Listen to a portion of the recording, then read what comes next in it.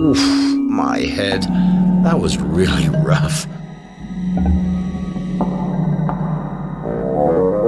My memory is clouded. What happened to me?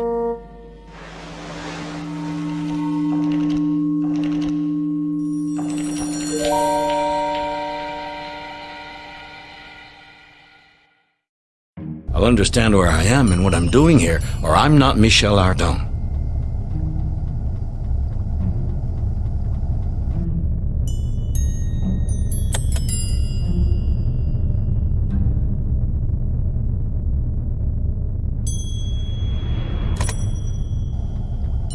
Looks like I'm not the only one who suffered a shock. This man seems utterly knocked out. Let me see. I'm pretty sure I know him. It's Barbicane, the president of the Gun Club, and the man at the origin of the Columbiad project. Baltimore, October 5th, 1865. Barbicane, president of the Gun Club, proposes an undertaking worthy of the 19th century to build a giant cannon capable of shooting at an incredibly distant objective.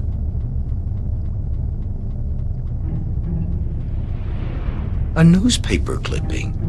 Hey, the article talks about me. Michel Ardan, famous French adventurer, volunteers to travel in the aluminum shell designed by President Barbicane.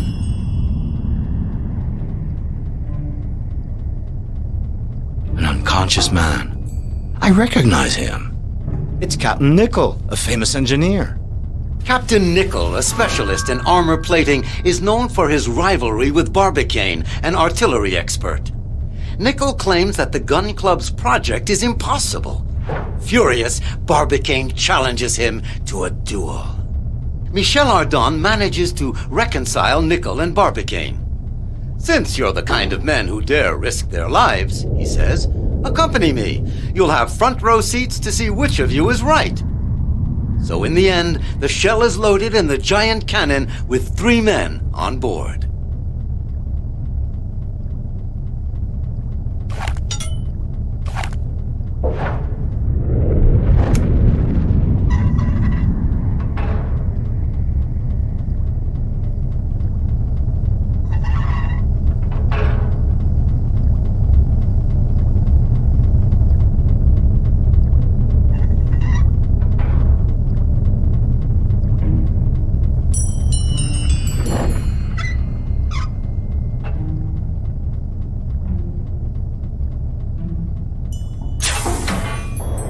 Good Lord, that blue star, it's the Earth. I'm in outer space.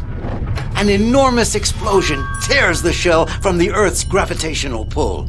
Destination, the moon. On board, all the passengers have fallen unconscious. Everything's coming back to me now. The cannon, the shell. We actually left Earth.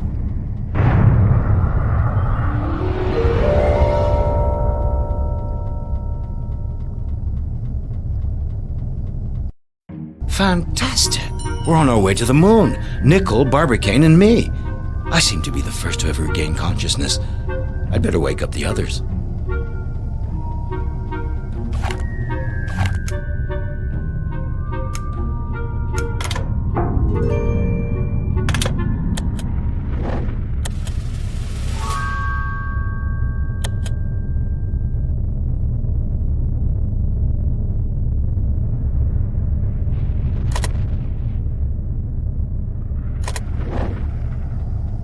What's this dark stain that's spreading?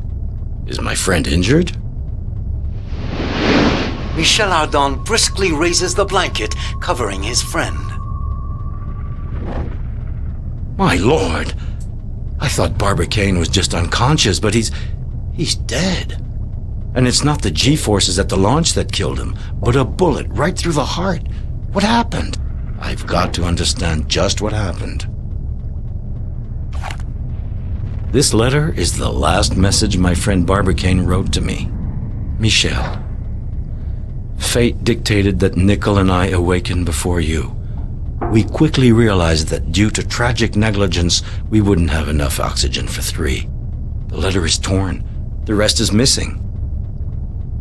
After the shock of launch, President Barbicane and Captain Nicholl are the first to regain consciousness. While Ardan is still out cold, the two men realize that because of their negligence, their oxygen supply is insufficient for 3 men. One alone could survive. Should I search in the papers of my friend? It's indiscreet, but maybe I'll find clues. This is Barbicane's wallet. It contains a letter written on perfumed stationery. What does it say? I love you. Love in you the bold cannoneer who will soon realize mankind's grandest dream. But won't you allow your humble servant to accompany you on this journey? It's signed Diana M.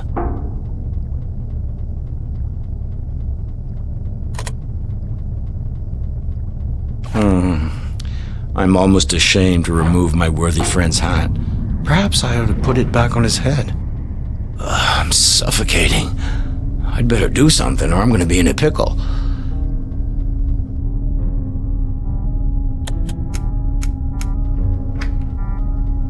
A monograph on lunar ideograms. I'm going to take this interesting essay with me.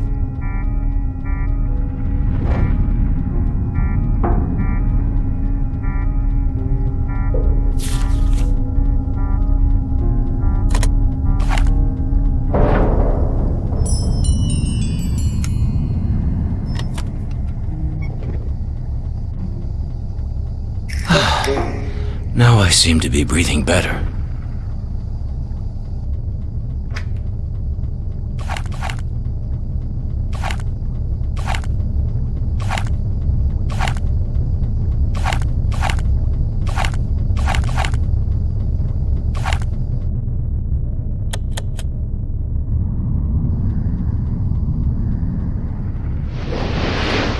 Under the cover, Nicholl is no longer breathing.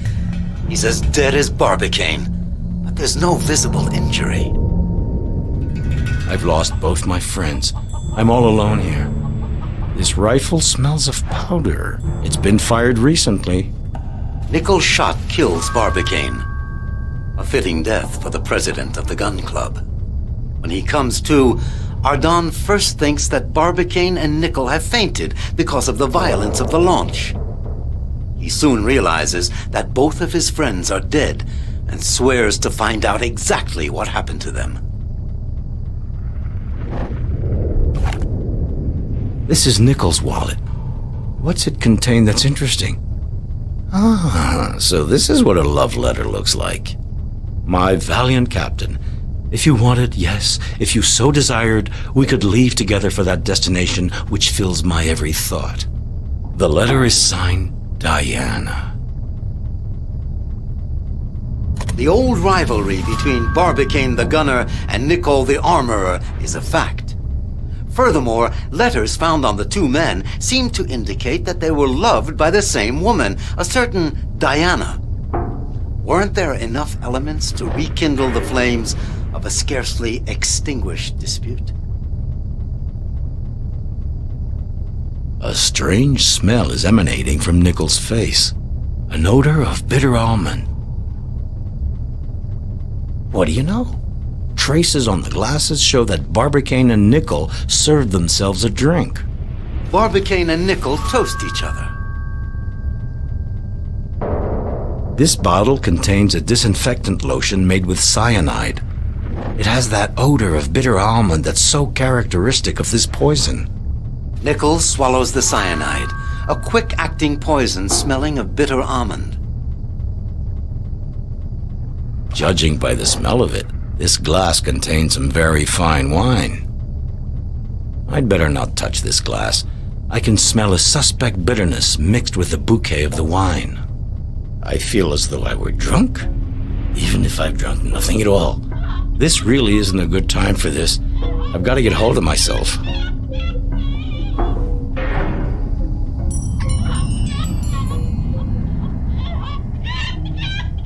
Ooh, my head is heavy. I feel as if I've had too much to drink. I'm pretty sure I was giddy because the air was too rich in oxygen.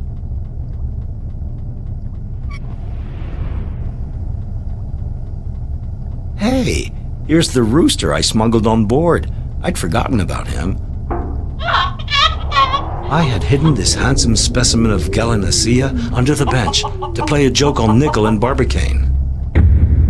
Once on the moon, I would have set the animal free outside the shell without saying anything to my friends. What a shock they would have had when they saw this terrestrial poultry perched on some lunar peak. Rooster, my friend, I see you got loose of the string got attached to your foot. Very good. There's no longer any reason for you to stay hidden since we're all alone on board. A piece of paper, ripped up and burned. The rifle shot scares the rooster that Michel Ardan had hidden in the shell. The frightened animal rips with his claws part of the letter Barbicane has in his hand. The paper catches fire when the frantic movements of the bird carry it above the gas burner.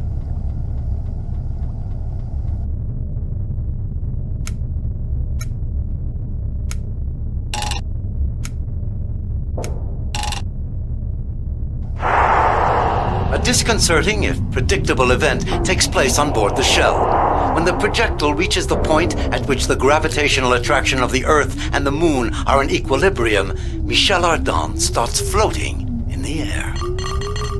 Amused by the experience at first, our hero suddenly notices that the potassium tank is not properly closed. Good Lord, the potassium hydroxide is escaping and forming bubbles. I have to recover the liquid, or it will spill everywhere when weightlessness ends. I've got to catch all the potassium bubbles.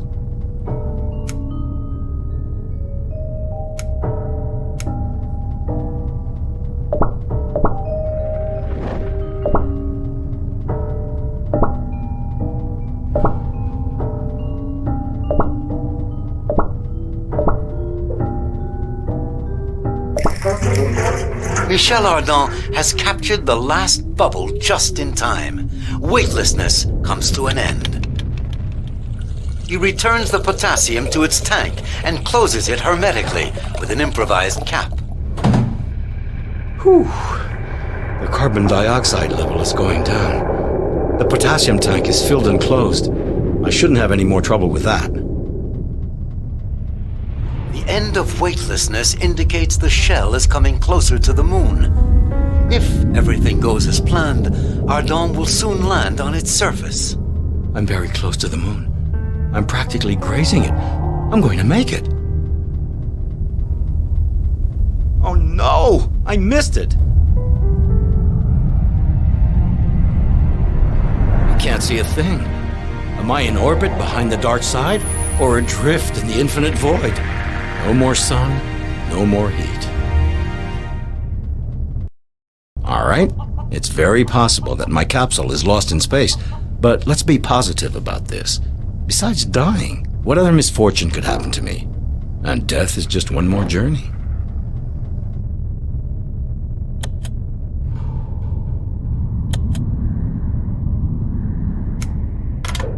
While cutting up Barbicane's hat, I found a letter signed Diana in the lining. It must be confidential if my friend took the trouble to hide it this way. Let's take a look.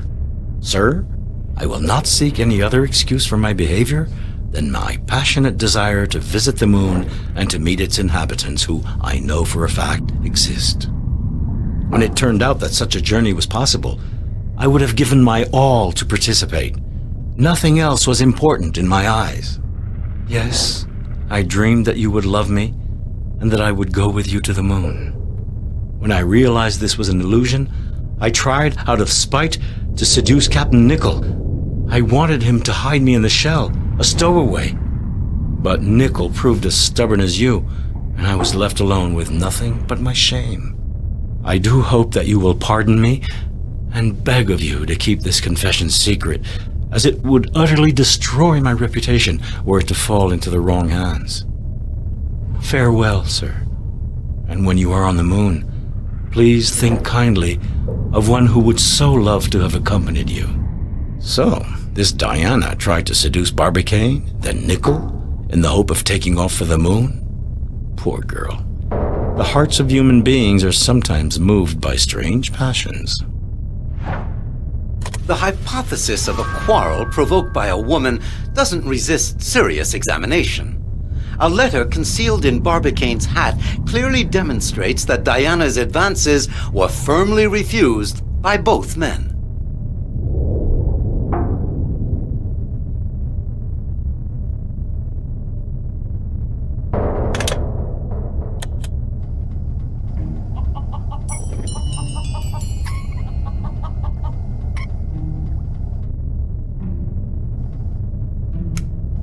By heating this burned paper slightly, the letters that were written on it reappear, bright red.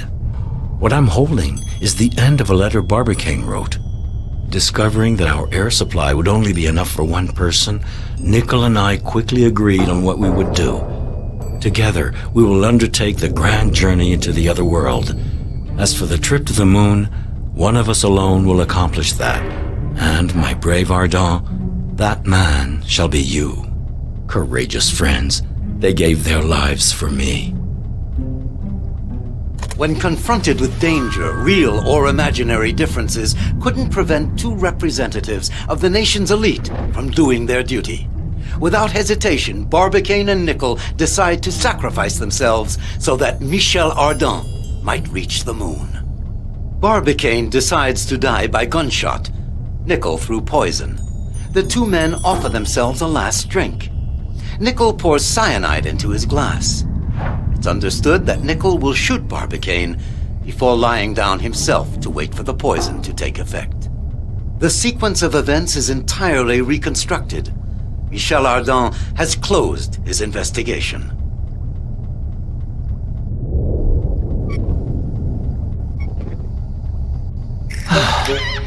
Now I seem to be breathing better.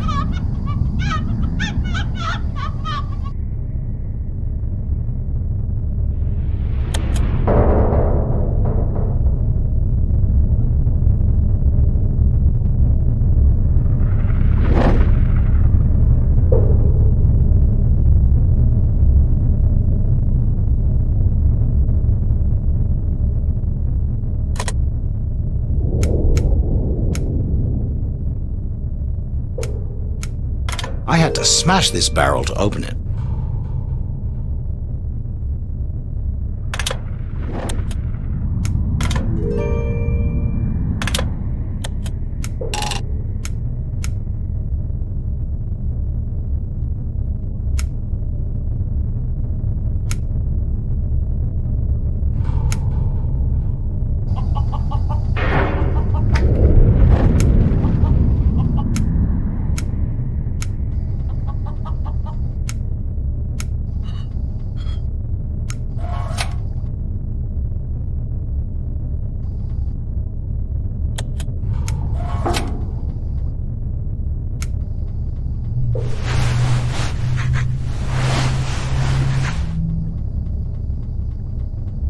Well, now I can throw the body into space.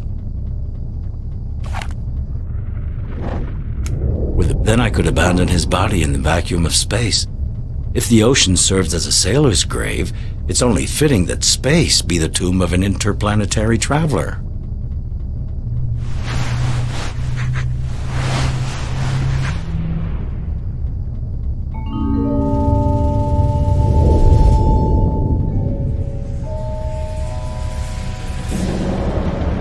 A dazzling flash attracts Ardan's attention. The explosion of a meteor reveals the hidden face of the moon.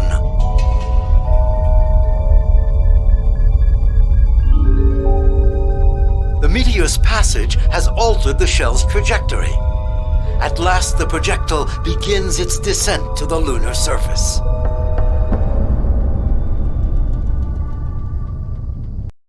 To land successfully, I have to ignite my retro rockets. Well, now I can throw the body into space.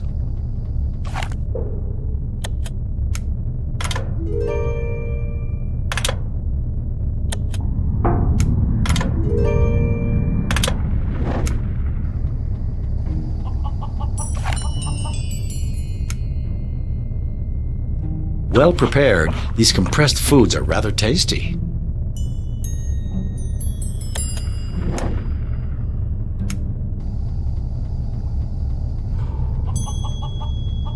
I can't keep the window open for long, or the capsule will lose all its air.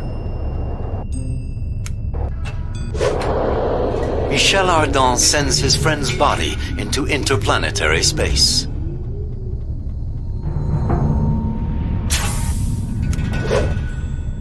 I won't throw this out. I need it to eat.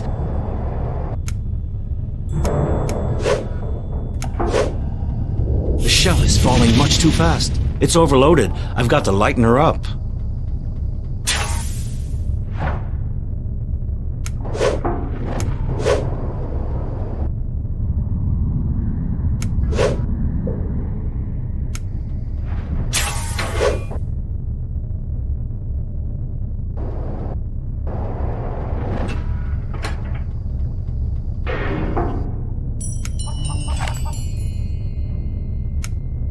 Nothing like a nice glass of water to clean the stomach.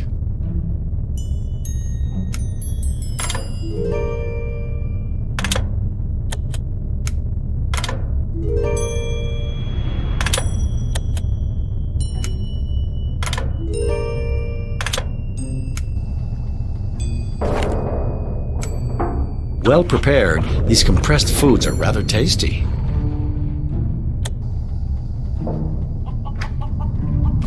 I've got enough.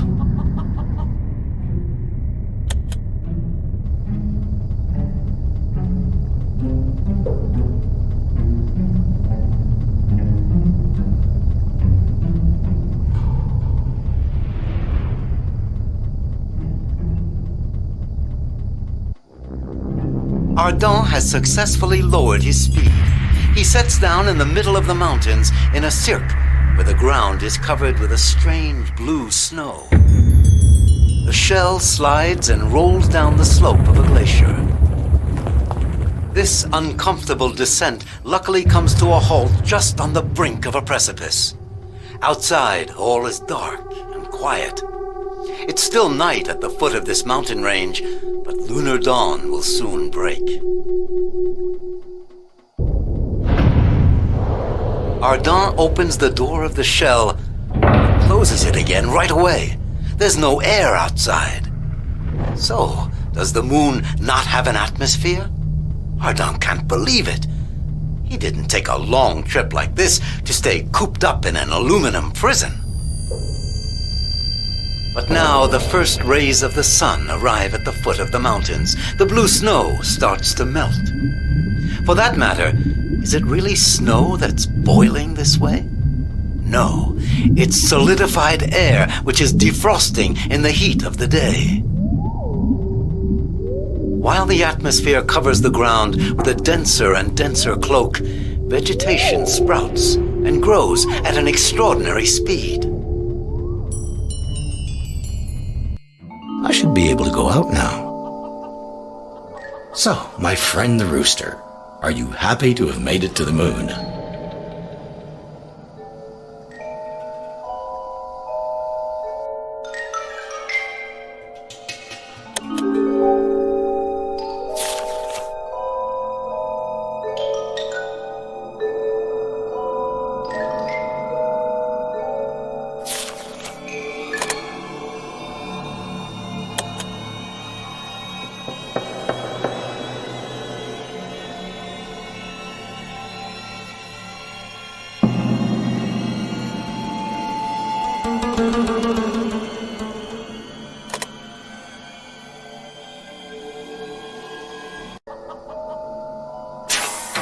Hooray! The moon is mine! I think I'll explore this crater where chance has cast me, then I'll try to climb the surrounding mountains. Incredible brightly colored plants, diffuse light, pungent odors. What a vision! This is stranger than any poet's wildest dream.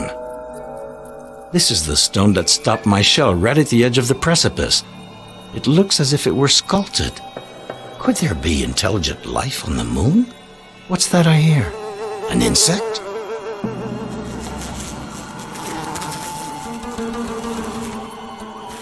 Where did that blasted bug go? I can't hear it anymore.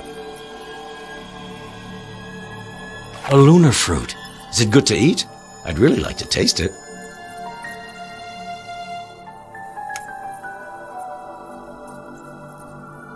Not bad.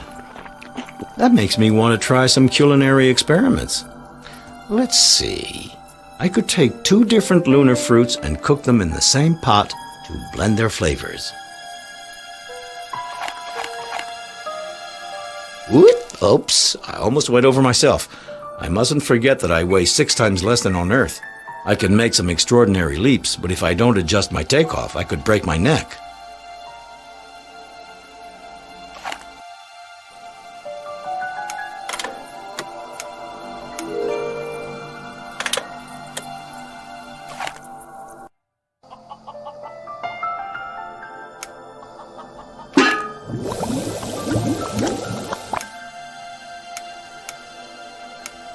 I feel splendid.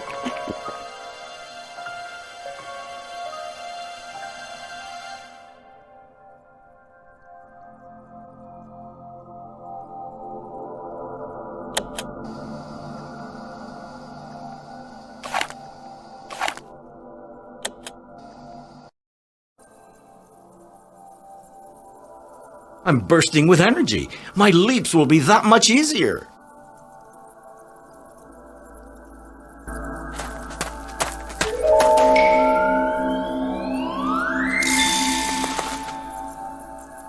What a fantastic leap! It felt as if I were flying more than jumping.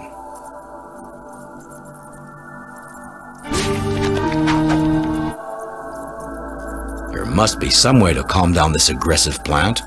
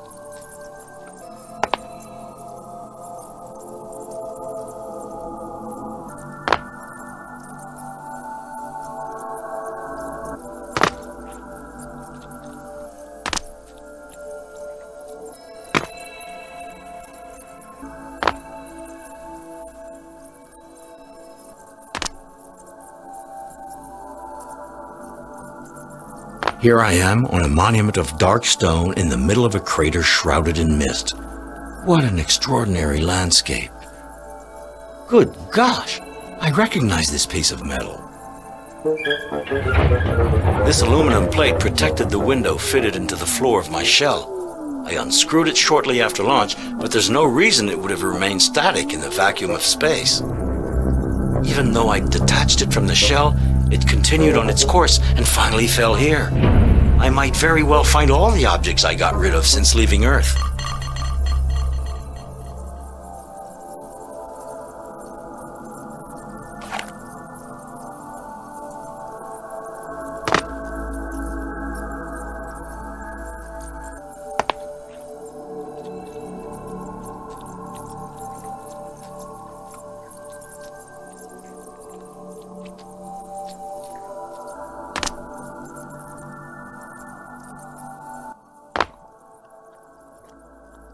I can guess the meaning of this ideogram. This ideogram isn't hard to understand.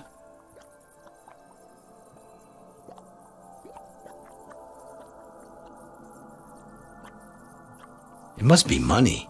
Lunar money. A little fertile soil with water nearby. That makes you want to do some planting.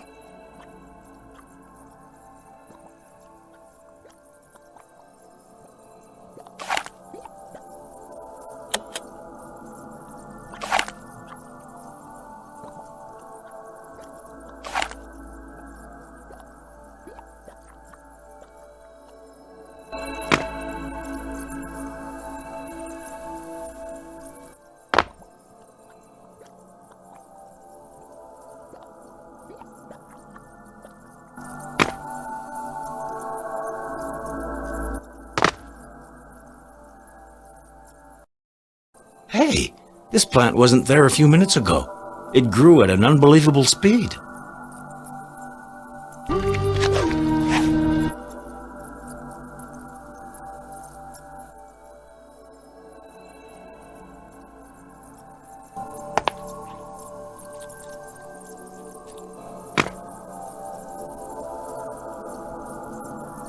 This object looks very much like a telescope.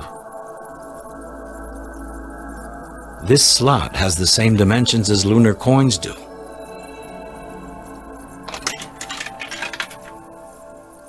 Hey, something's moving over there. There's some building up there on the mountain above the clouds. I've just got to go visit it.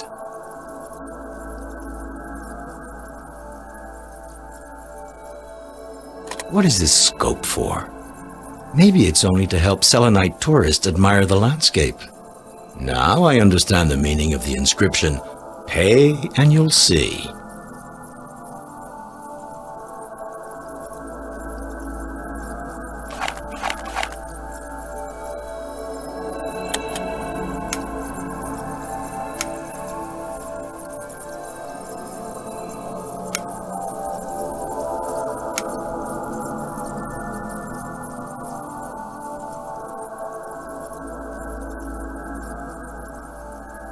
It's broken.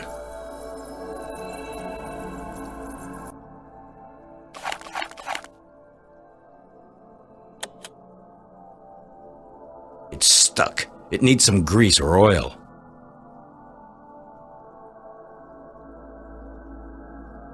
This door is a challenge. Sooner or later, I'll go through it to figure out the mysteries on the other side. Shells! Then there's an ocean on the moon, or there once was.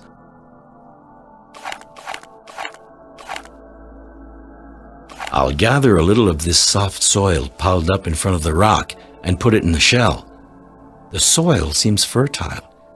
It makes me want to try growing things in pots.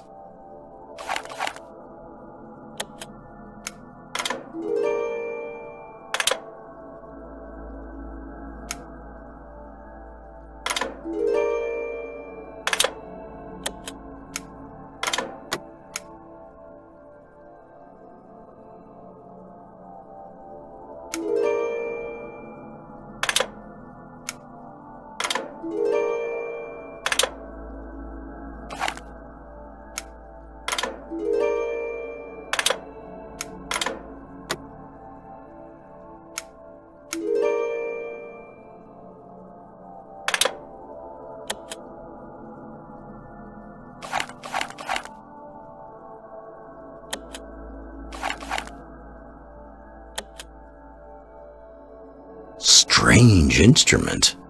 I think this organ needs to be supplied with both air and water to function.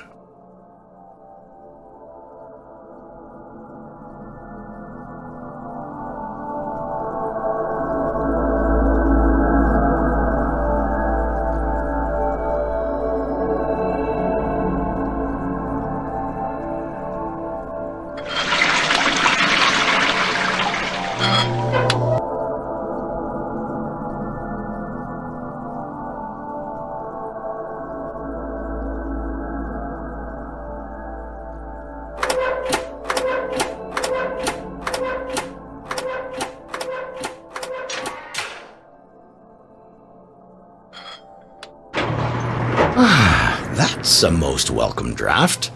The room smelled stuffy.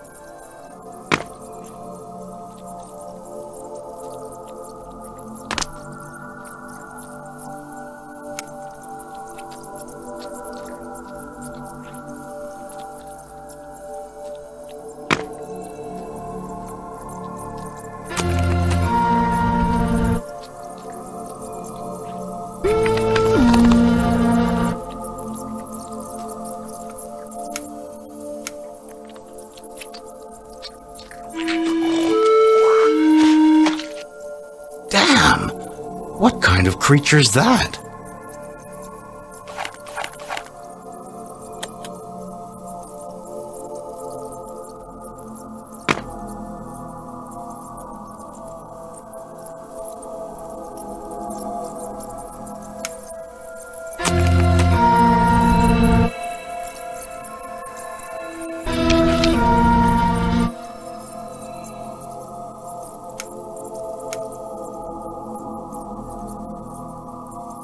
Good Lord, this object fell from my shell.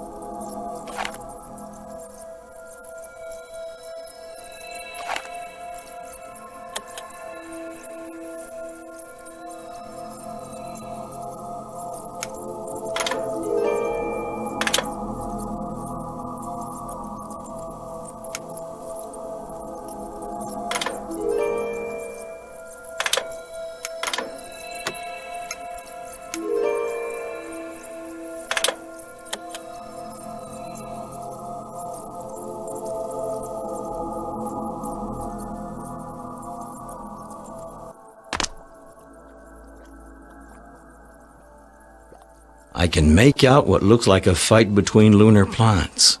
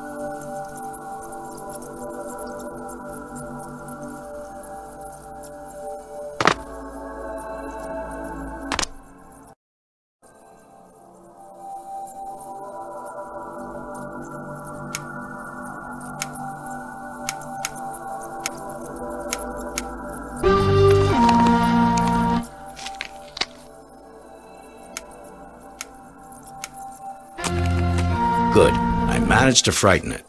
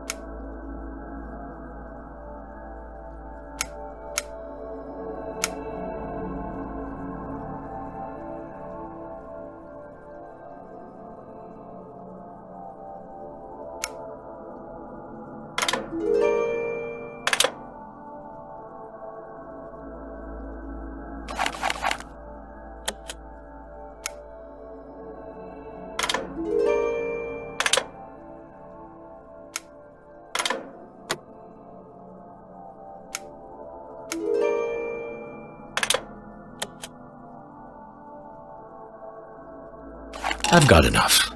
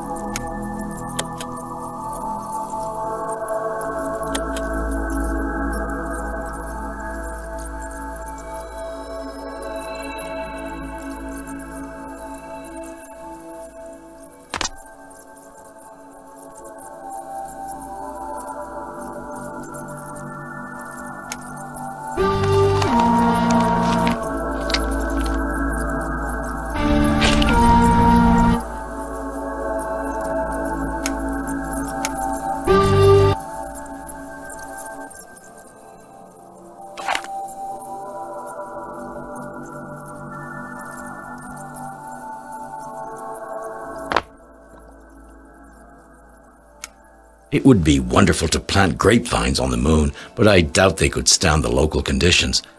I'll have to find a way to strengthen them.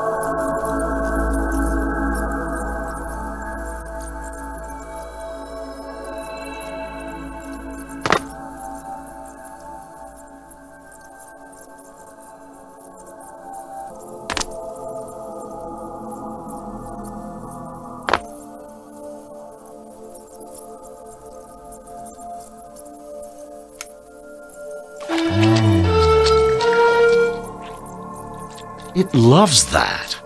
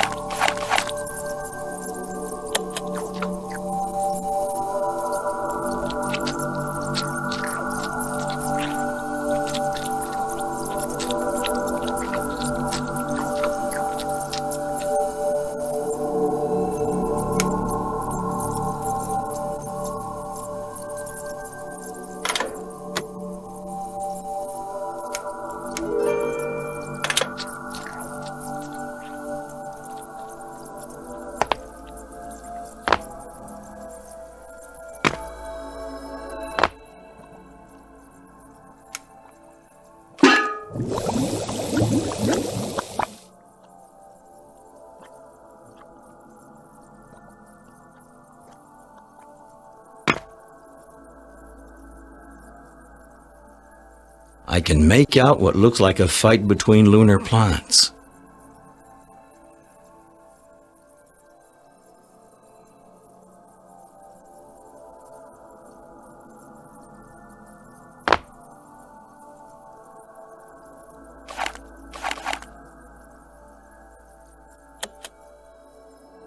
I can make out what looks like a fight between lunar planets.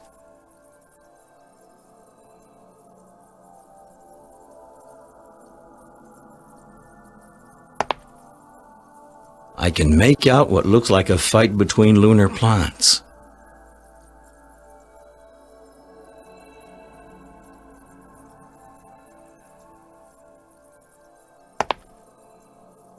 I can make out what looks like a fight between lunar planets.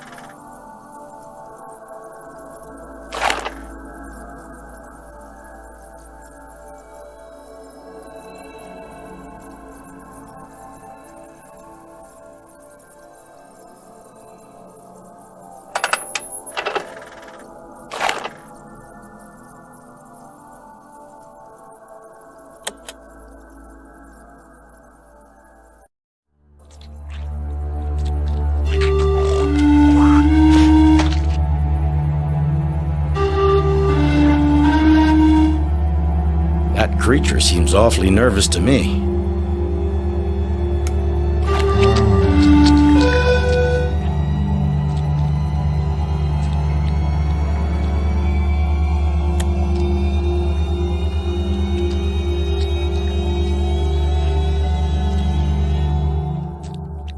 This door is a challenge.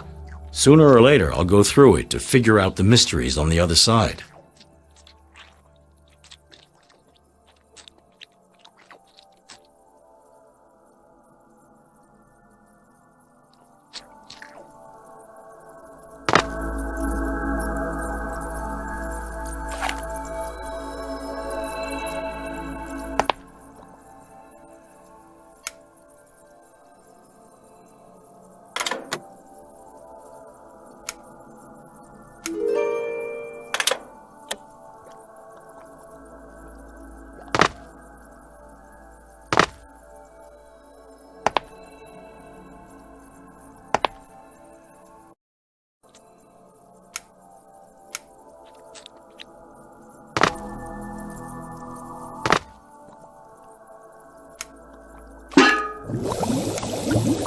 I feel weird.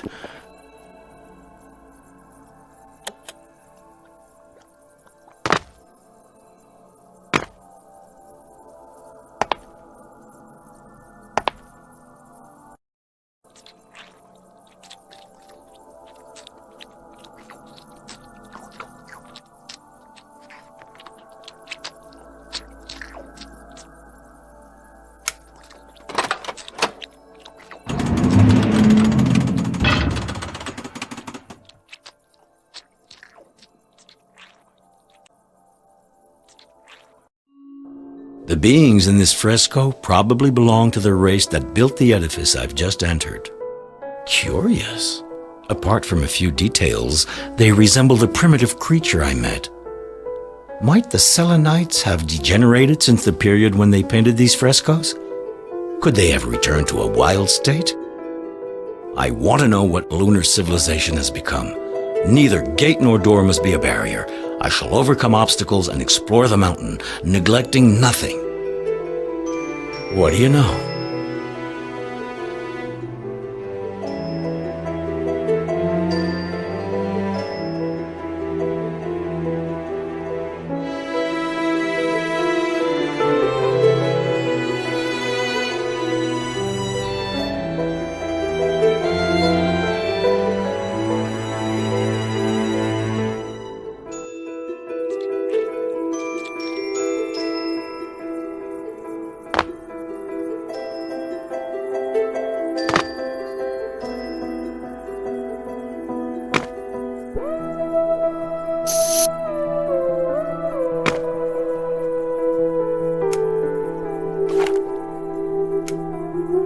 Nothing like a nice glass of water to clean the stomach.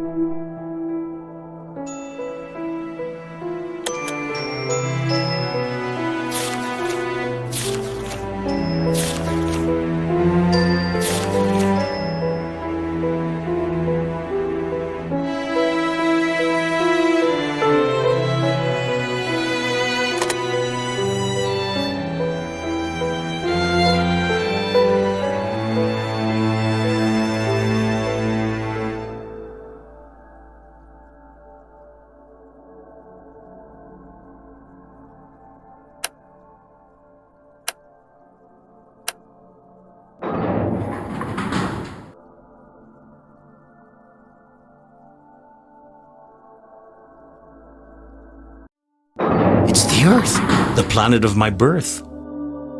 Corpses of lunar beings. I'm in a necropolis. I'm locked in. See the Earth and die. That's how I would translate that inscription. I like to think that lunar pilgrims came to this place to worship the Earth. Once they accomplished the rites, they considered their existence fulfilled and lay down to die.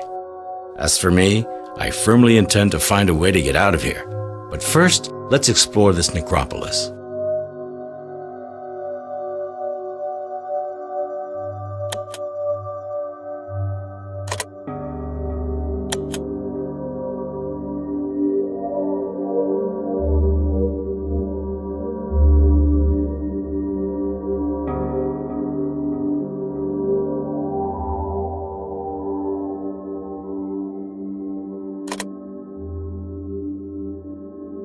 corpses of lunar beings.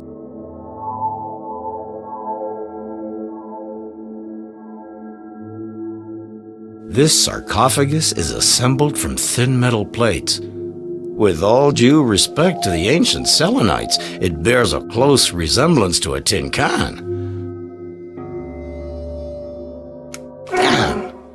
I've opened the sarcophagus, but I broke my can opener.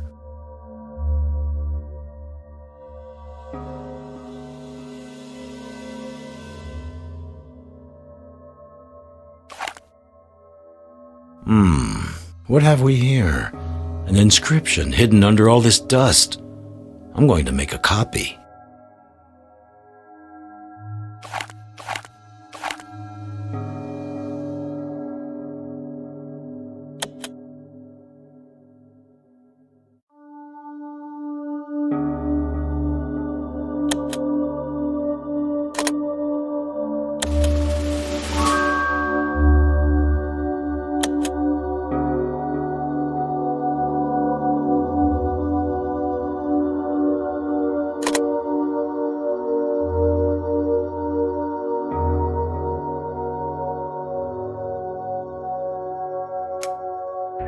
Human bones? What are they doing in a lunar necropolis?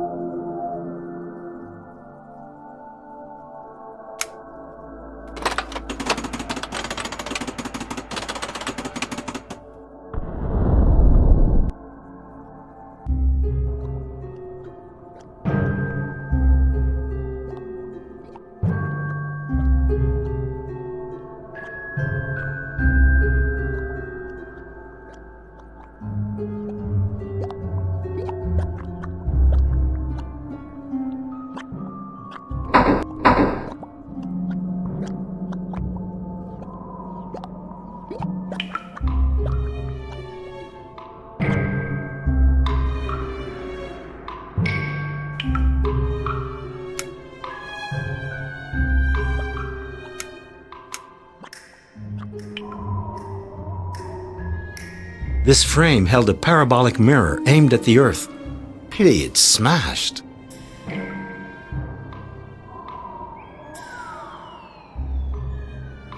A broken machine. Would I be able to fix it?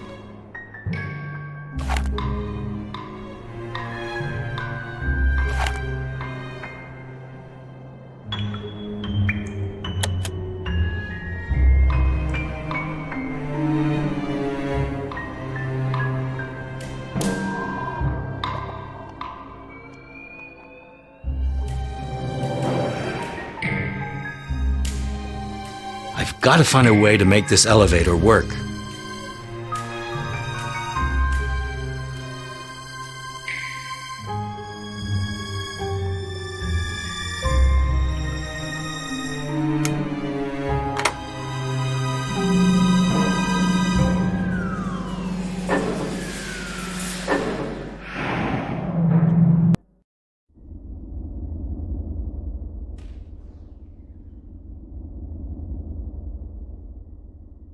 These kinds of mushrooms explode when they touch the ground. Maybe I could catch them on the fly.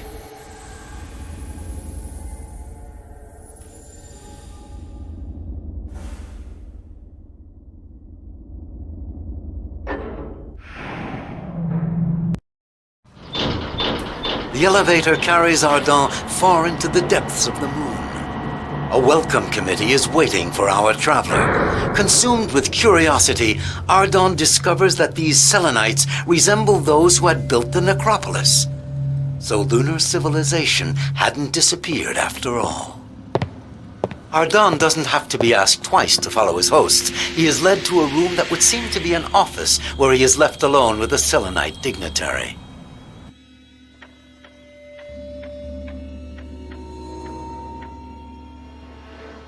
Well, Earthling. Disturbing the peace in our woods and countrysides wasn't enough for you? You even had to penetrate our mountains to sow discord and chaos? But you speak my language. Of course. As a dignitary of the Second Circle in the service of His Flamboyance, the Supreme Ruler, I can access a quantity of knowledge. How did you learn that I came from Earth? It's obvious. We Selenites have been acquainted with Earthlings for some time, and that's why we considered it prudent to place you under close surveillance. As soon as you got here, a tiny insect landed on your clothing. It keeps us constantly informed of your comings and goings. Don't bother removing it. We have a myriad of them at our beck and call. They fly everywhere and examine every new object they find, so nothing escapes us, neither on the surface or underground.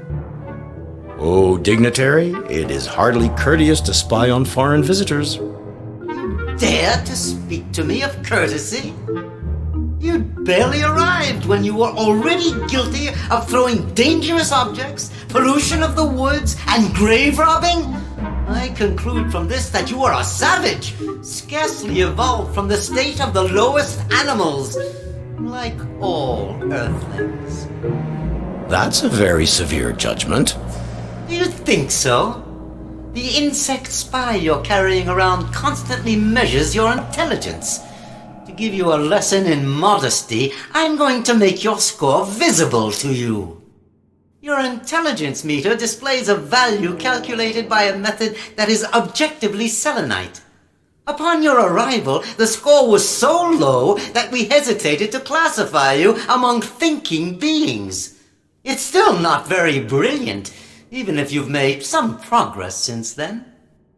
And yet, I managed to reach the moon, which requires planning and ingenuity. Ha! We've forgotten more about interplanetary travel than Earthlings will ever know. Dug into our mountains, there is an antique space cannon. It shot hundreds of projectiles towards the Earth when your ancestors were barely starting to stand on their hind legs. I grant you precedence. Nonetheless, it does require intelligence to travel from one planet to another. Intelligence or luck?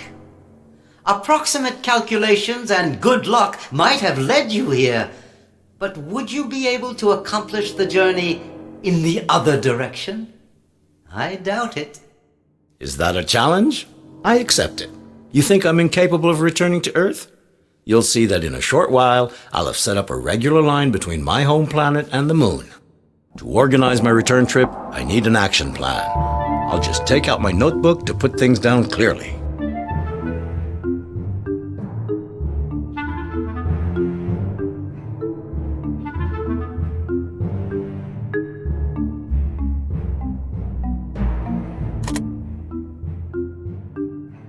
What's this button for? It's the request bell. It allows every Selenite to obtain a hierarchical key on a level corresponding to his merits. What purpose do those keys serve? Symbolically, they confirm the rank of the individual carrying one. From a practical point of view, they enable him to open doors, to use the elevator, to turn on certain machines. But why all these locks? Are you afraid of thieves? Not at all. Theft, in the sense you give to this word, is foreign to our mentality. Our codes and locks are there to keep out the ignorant and to reserve access to certain installations to the wise beings capable of taking advantage of them. Very interesting. Could I obtain a high-level key? I know that you already possess a level 0 key obtained in very dubious circumstances. If you think you deserve better, follow the normal procedure and ring the bell. I need a key corresponding to my merit. Your intelligence score is sufficiently high, but I can't grant a level 1 key to someone who doesn't understand our language. I don't agree. In my office, you'll find all the teaching aids you need. If you're incapable of using them to learn, you don't deserve a key. There's no point in renewing your request as long as you don't understand Selenite, both written and spoken. What's this button for? It turns on a reading screen used to teach our descendants when they've just hatched. You've decided to learn to read our writing? We'll see if you're able to. Ideograms will be displayed in front of you, Earthling. Try to guess their meaning.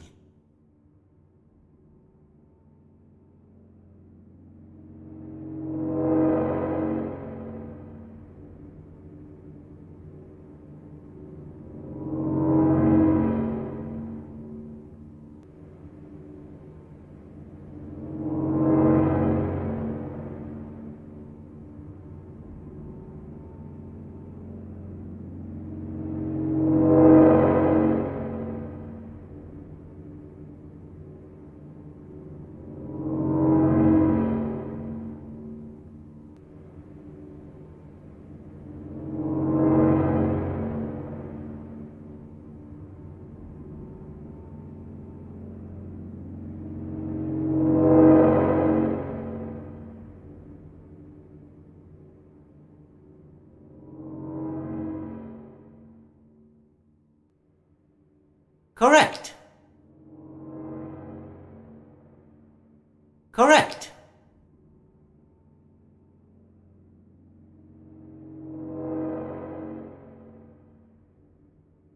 Correct.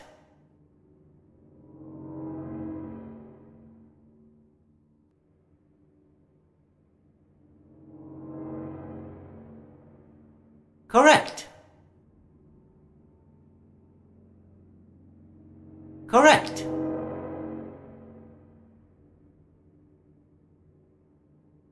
Correct. You passed the test. To my great surprise, you've managed to master the fundamentals of our writing. If you're not afraid of cerebral overheating, work on understanding our spoken language by using the harmonic educator on your left. What's this machine for? It's a harmonic educator. It enables you to practice your comprehension of spoken Selenite by memorizing the sounds regularly associated with our ideograms.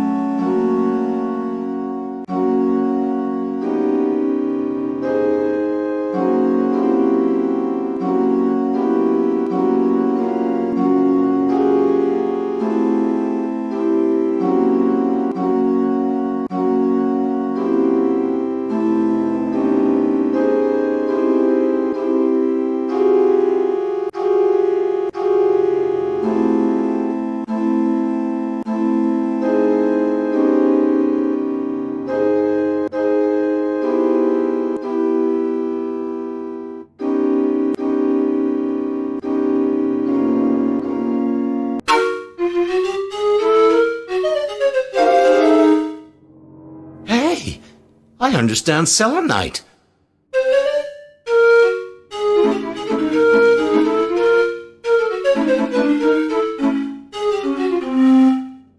Well, I'm sure I could obtain a perfect score with practice.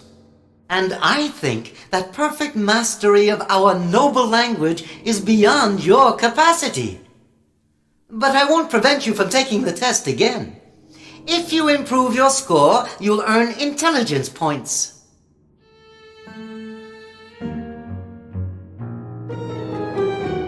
It's a perfectly verified fact. The first crossings were undertaken by pioneers inspired by a mystical impulse. They were the ones who dug out the first space cannon in the Lunar Mountains. They quickly made another one on Earth, thus allowing regular exchanges between the two planets. A few centuries later, we tired of that pastime. We abandoned any inclination to travel and drew back into a sort of isolationism, much more suitable for an adult civilization. History as I learned it never spoke of your passage on our planet. That's hardly surprising. We gave a great deal to human beings, but they have no memory of the benefits they received. Ingratitude seems to be a constant feature of human nature. You really do have a poor opinion of us. During the age of voyages, we tried to educate you. In those days, it was quite the rage to have a human as a servant or as a pet. Your manual dexterity and your talent for imitation can make an impression for a while, but your native brutality will always prevent you from becoming truly civilized. And yet, while visiting one of your temples, I discovered that at one time you worshipped the earth. That was before we knew you Earthlings. We worshipped your planet when it was inaccessible. Our devotion ceased when the age of disillusionment followed the age of voyages.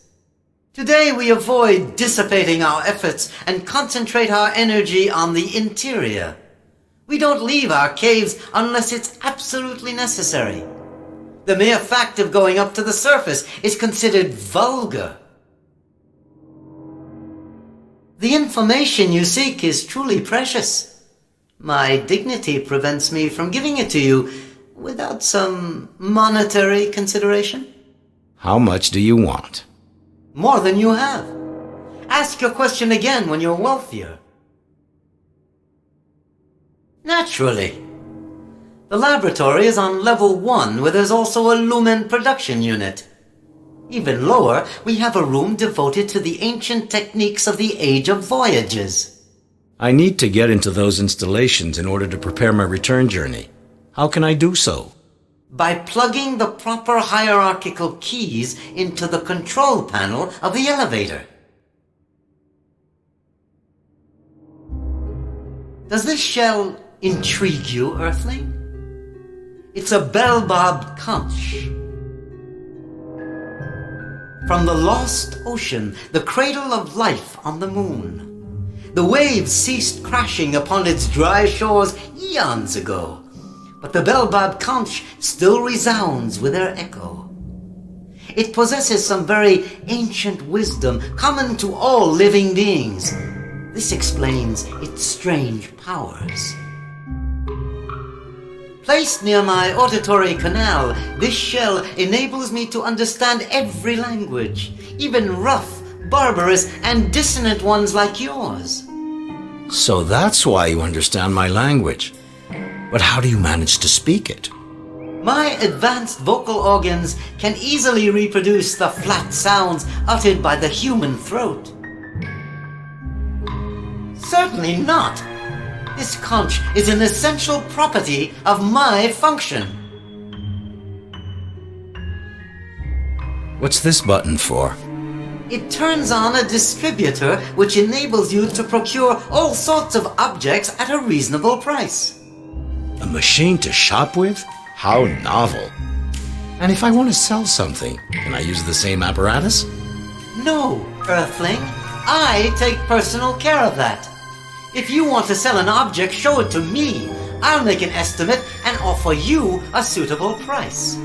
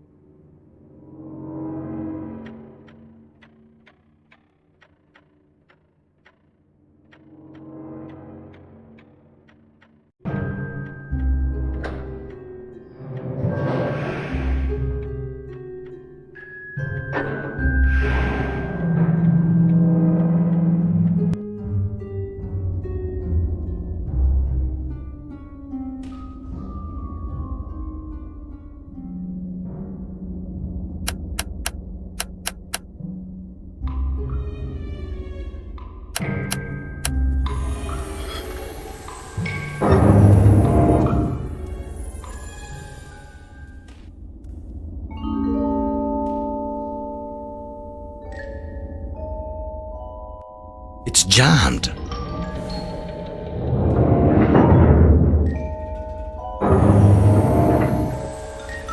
I'm in the combustion chamber of a space cannon. A cannon aimed at Earth, perfect for my trip home.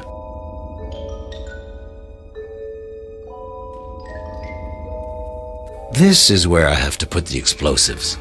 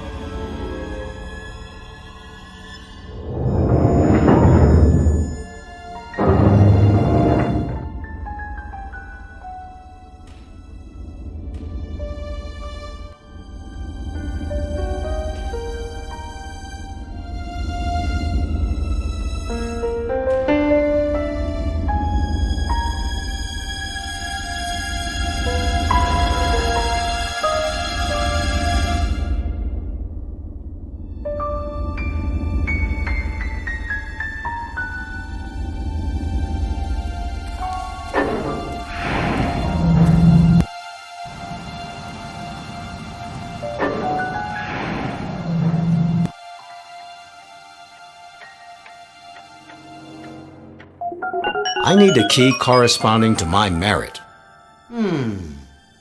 I have to admit that your intelligence score is high enough, and you meet the necessary conditions.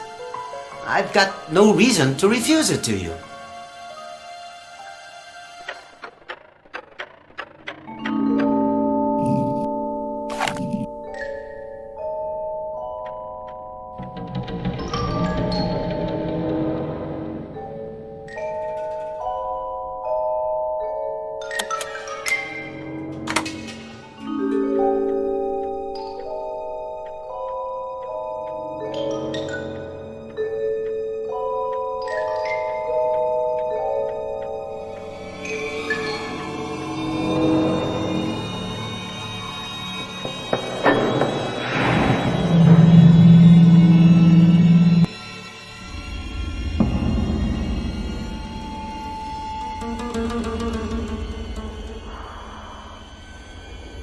It's impossible to go that way. There's burning smoke blocking the way.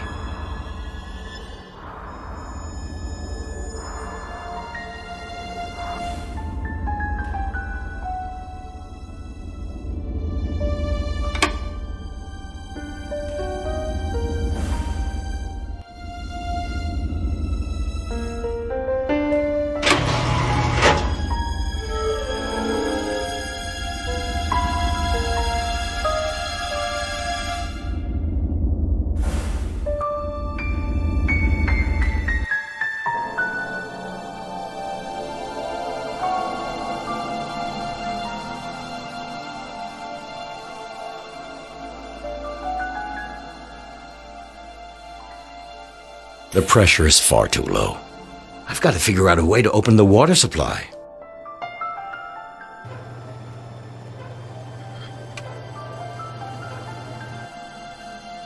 The pressure is far too low. I've got to figure out a way.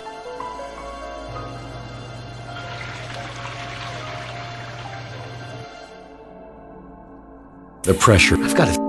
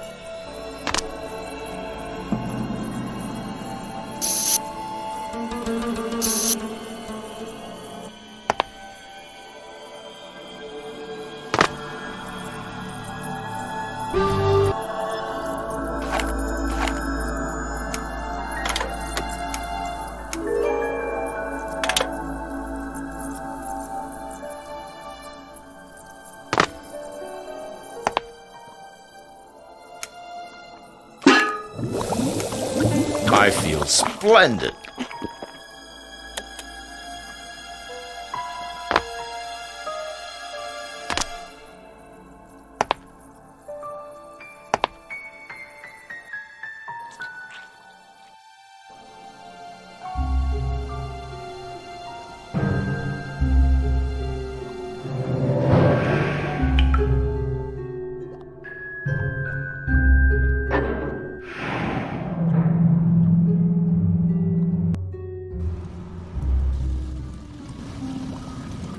I suppose that this inscription means, food conquers hunger.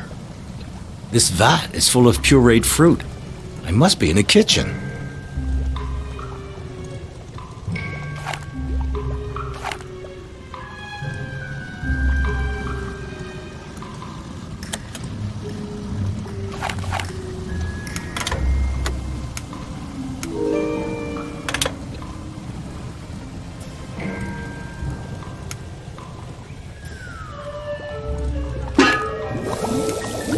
I feel weird.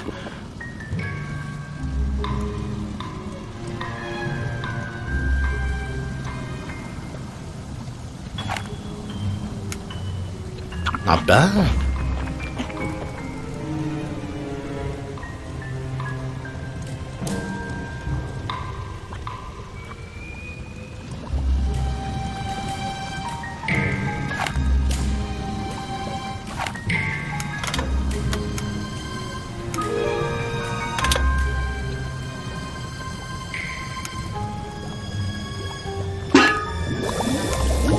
I feel splendid.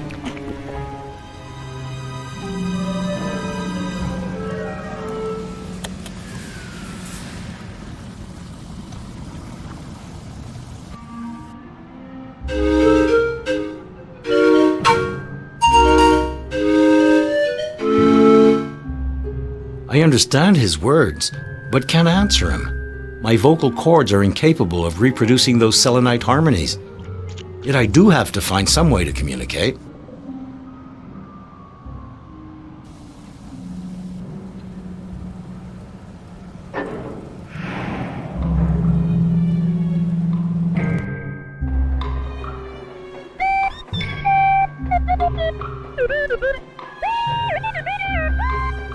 Hey, who's singing like that in my ear?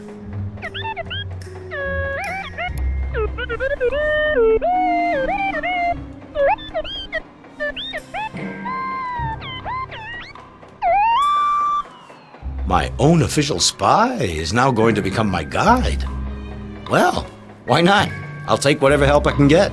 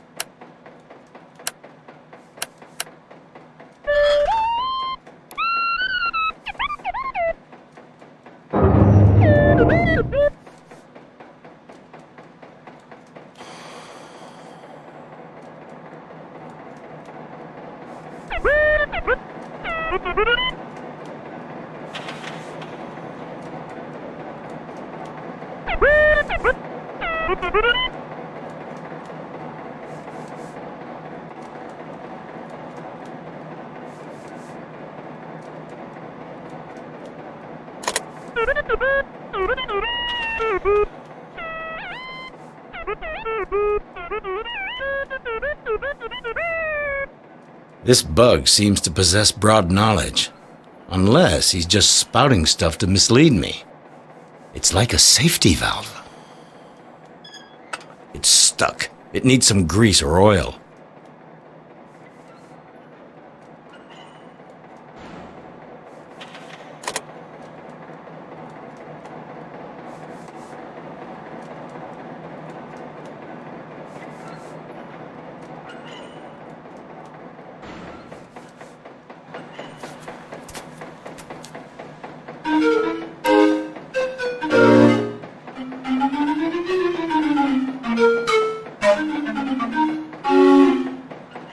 I understand his words, but can't answer him. My vocal cords are incapable of reproducing those selenite harmonies. Yet I do have to find some way to communicate.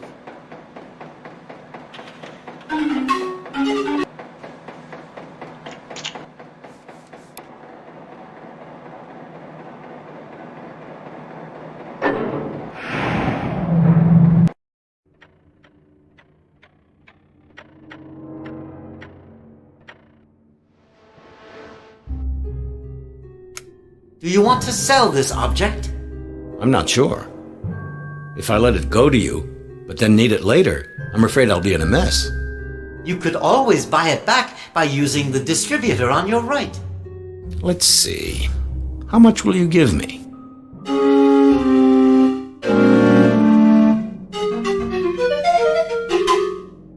But why did you all of a sudden slip from my language into yours?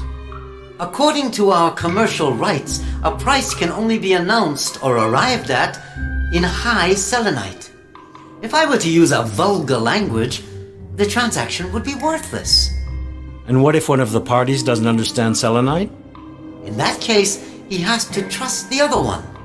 Is it not the lot of the ignorant being to place his confidence in the wise being's judgment?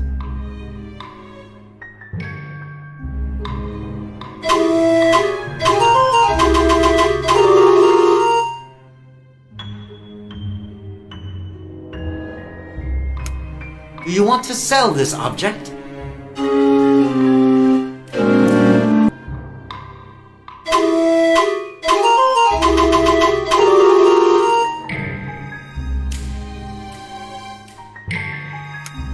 Do you want to sell this object?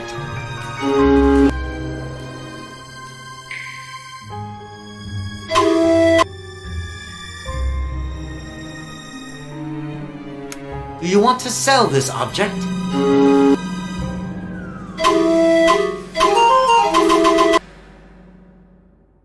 Do you want to sell this object?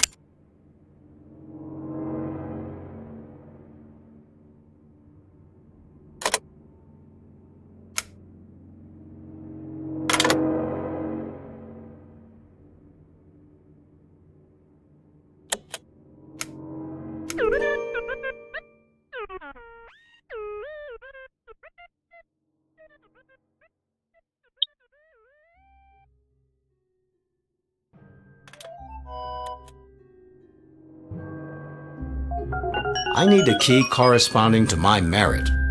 His omnipresence, the supreme ruler, will grant you a few moments. He alone has the power to grant keys of a level superior to 1. When you are before him, try to behave like a civilized creature.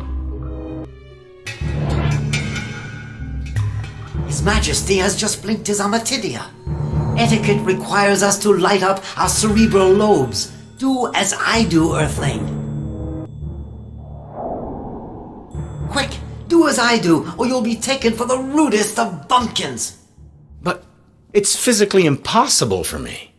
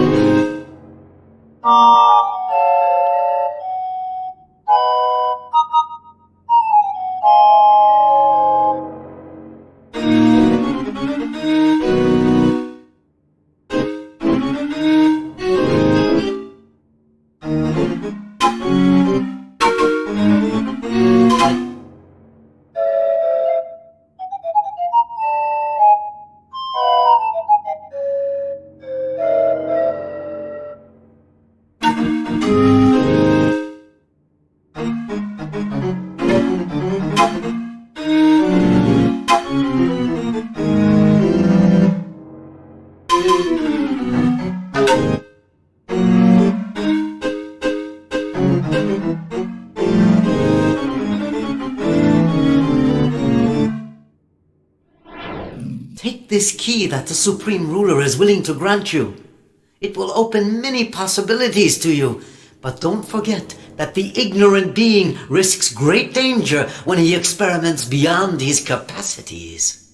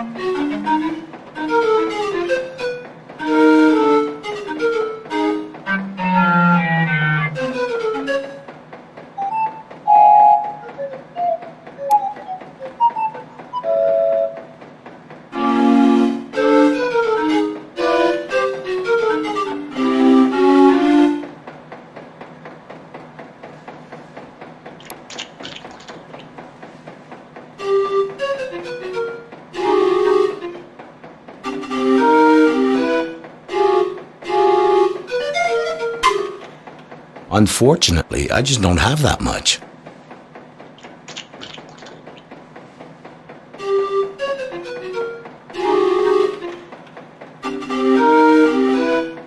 Unfortunate.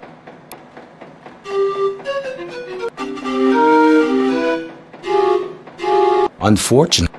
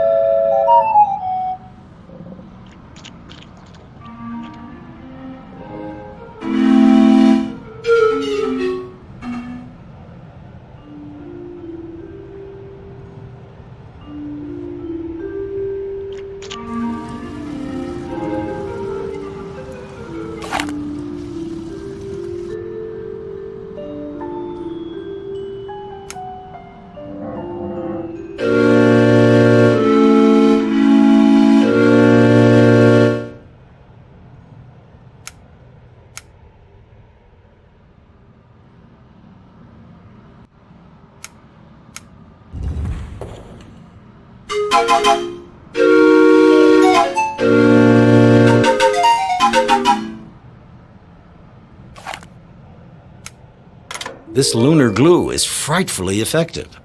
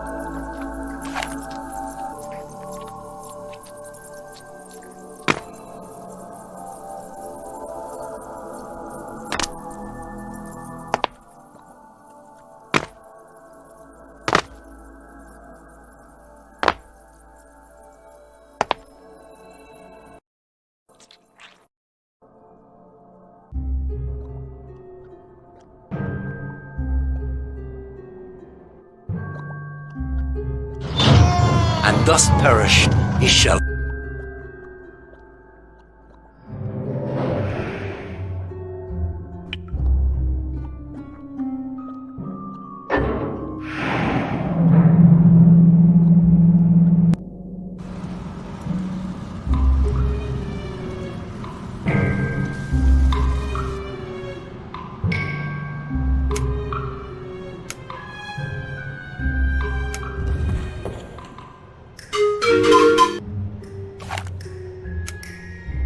By smashing this bust,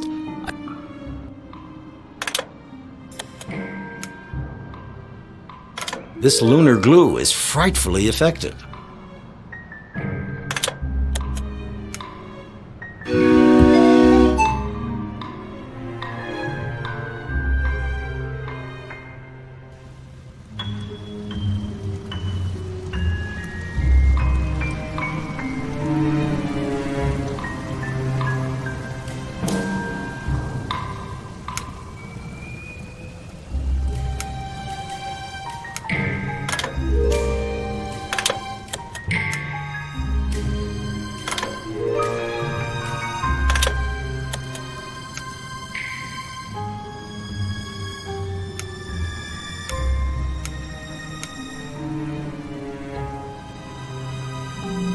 This would be better.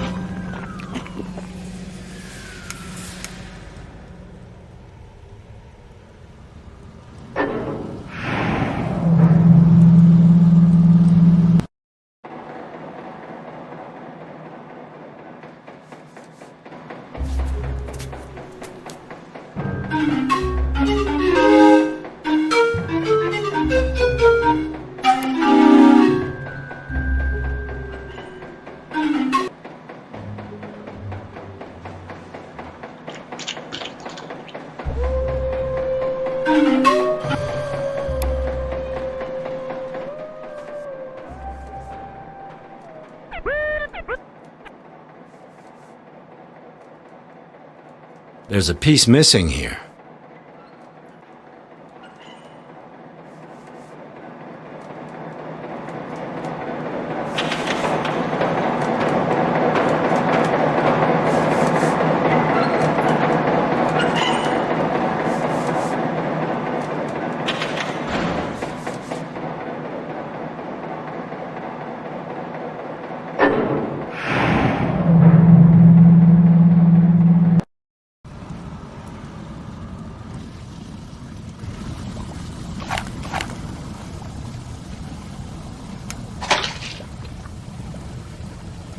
The food I threw in the vat is blending in with the food already in there.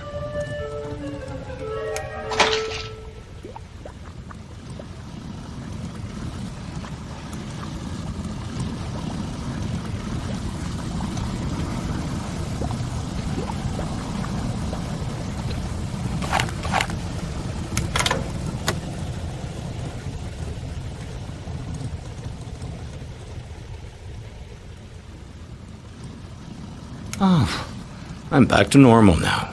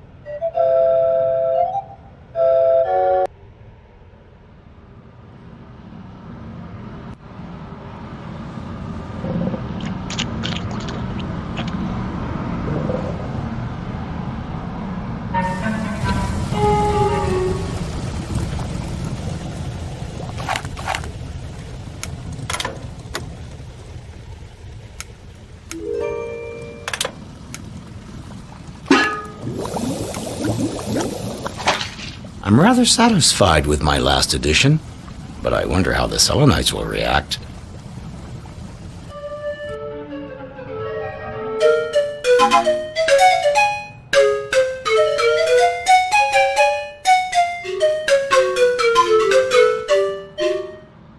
This Selenite is not himself today. I won't get anything from him as long as he's in that state.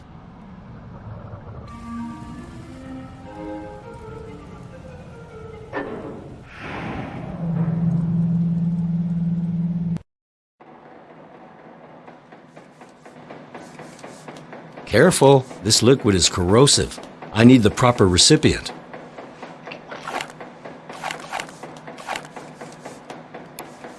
I've got it.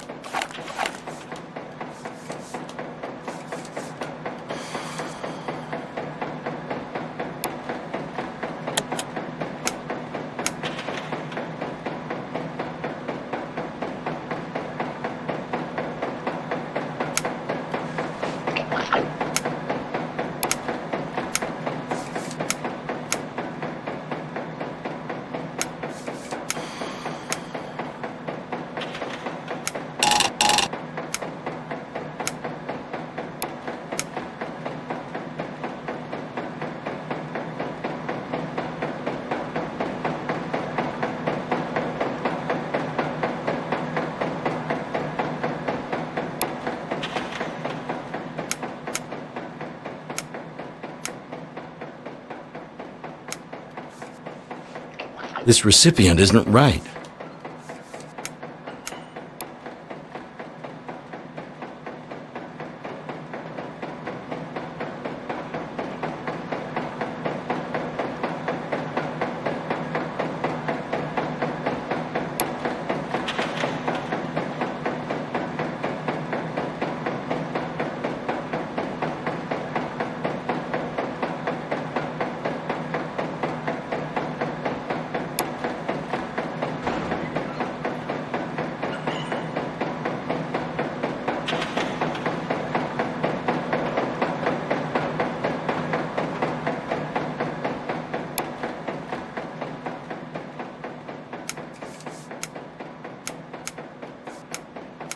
Careful. This recipient isn't...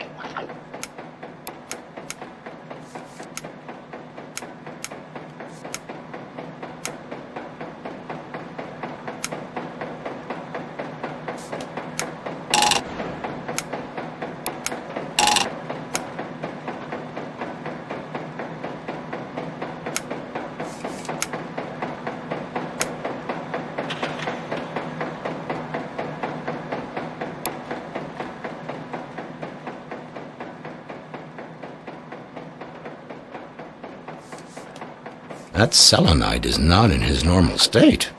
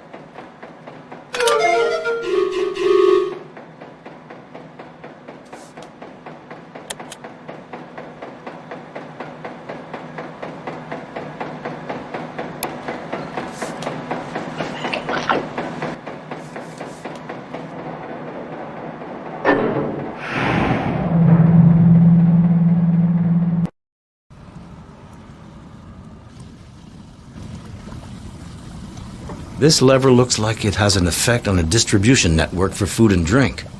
A healthy swig of water should wash out the stomachs of the Selenites and clarify their ideas.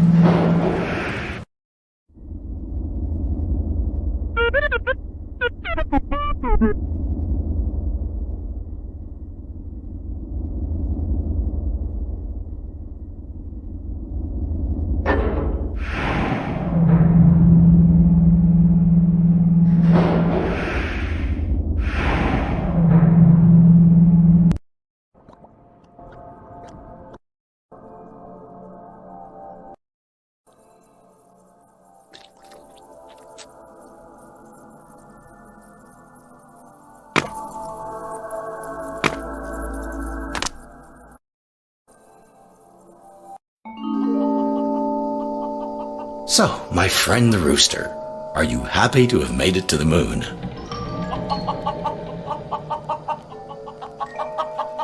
Extraordinary. Now I understand the language of roosters.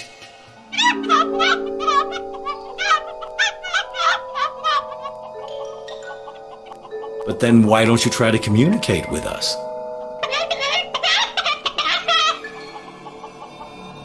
Tell me, my friend, are you not curious to see what the moon is like? Why not go out for a walk?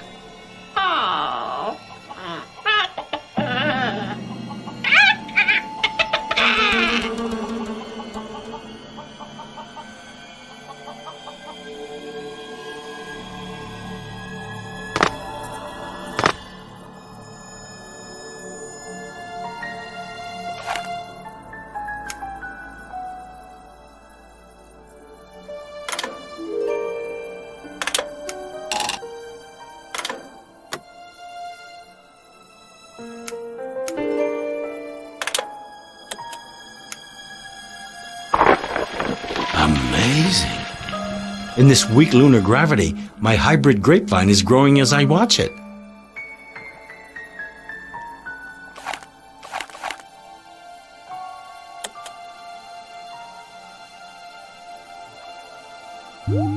This vine is really practical. It lets me get around the collapsed part of the stairway.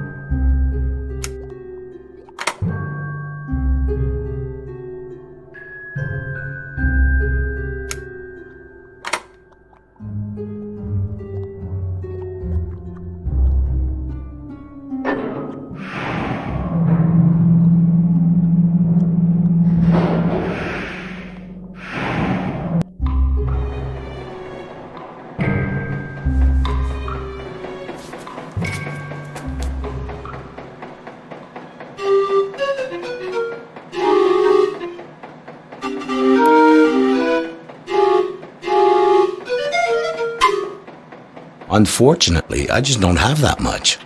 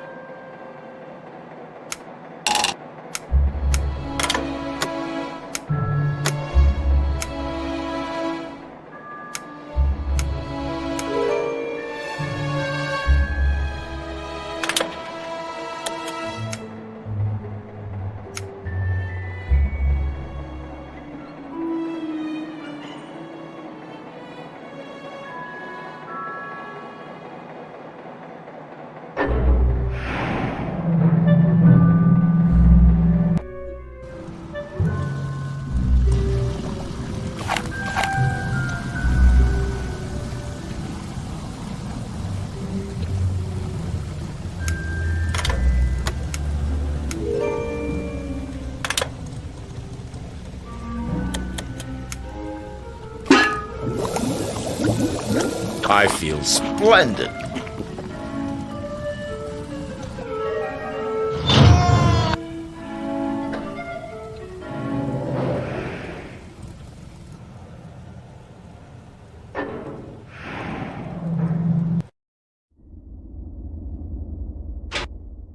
With the potion I've drunk, it shouldn't be hard to catch the mushrooms in the air.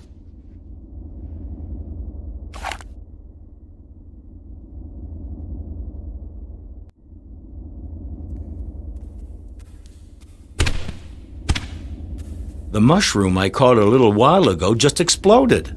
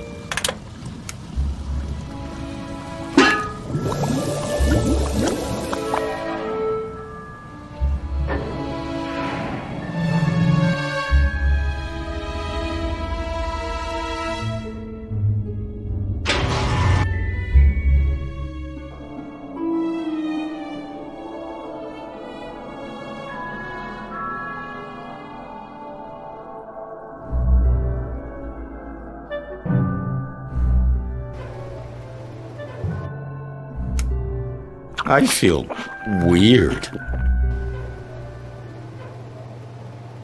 What do you know?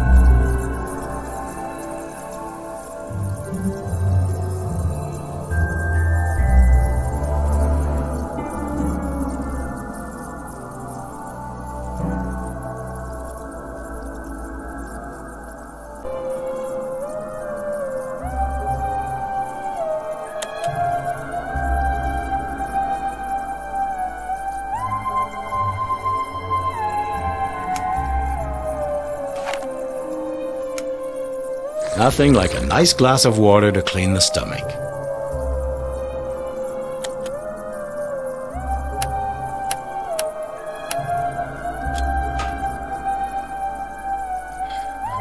Water is flowing to the right.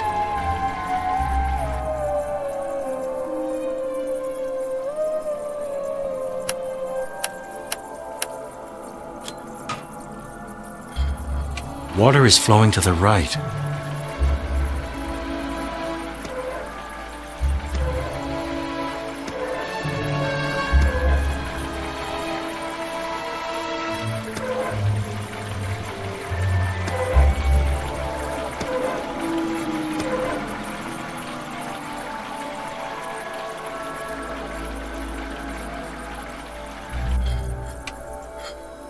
Water is flowing to the left.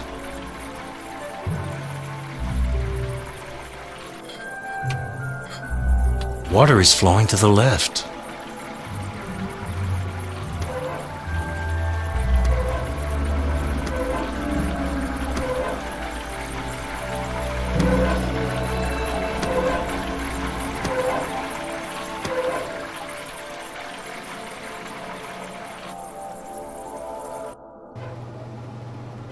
The meaning of this inscription is clear now.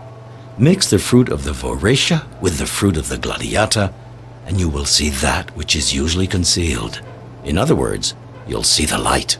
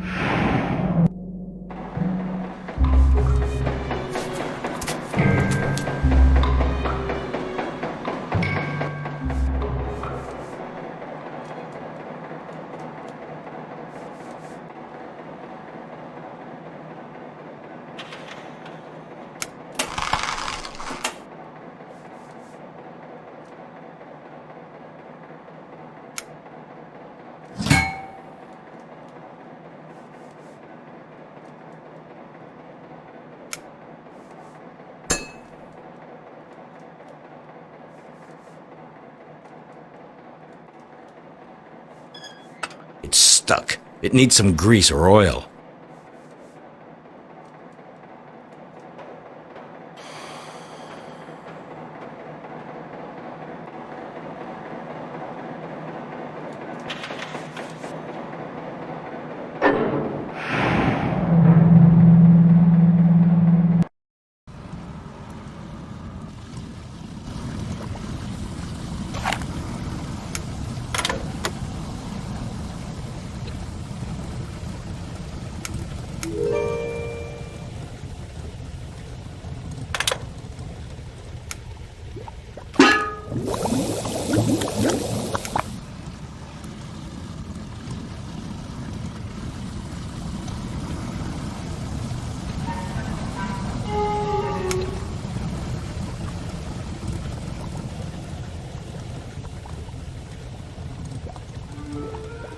And what if I help the Selenites discover my chef's talents by adding something to their food?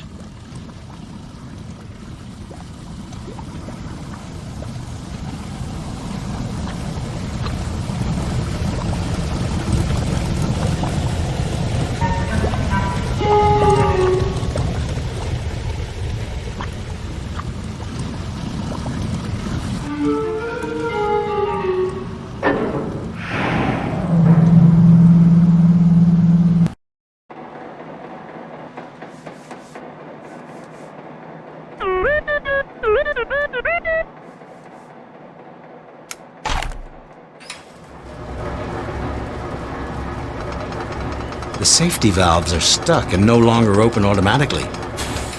I should open them by hand to avoid overpressure, but will I manage to do it without burning myself?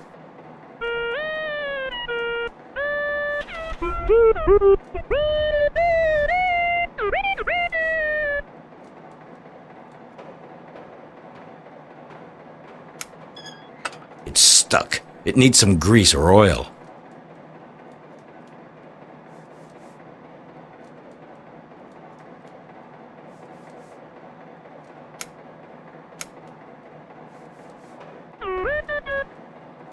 It's in far too bad condition to be salvaged.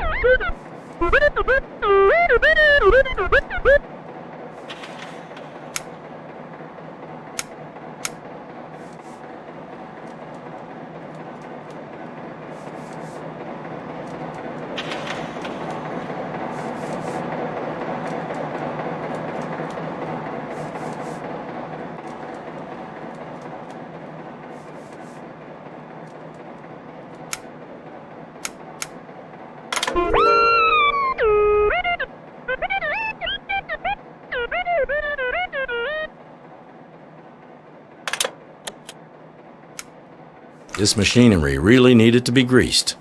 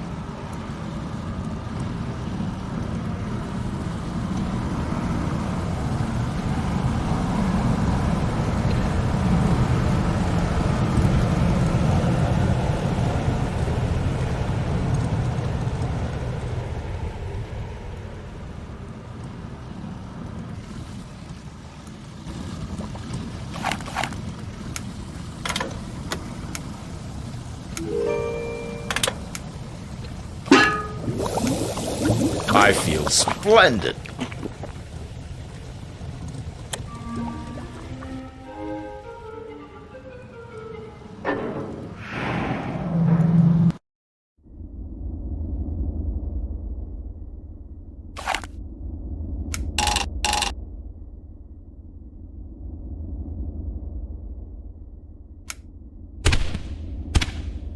The mushroom I caught a little while ago just exploded.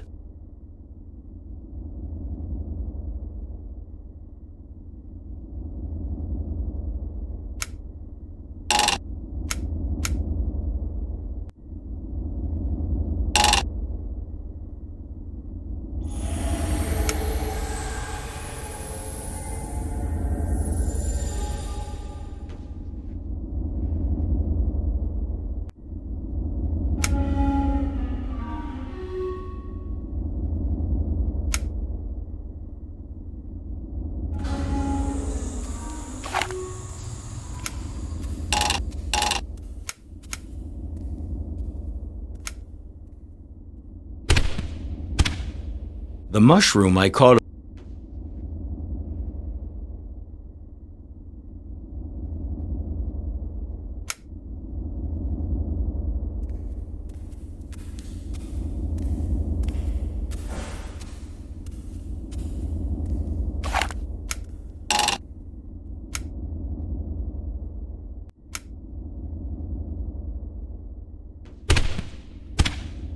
The mushroom I caught a little while ago just exploded.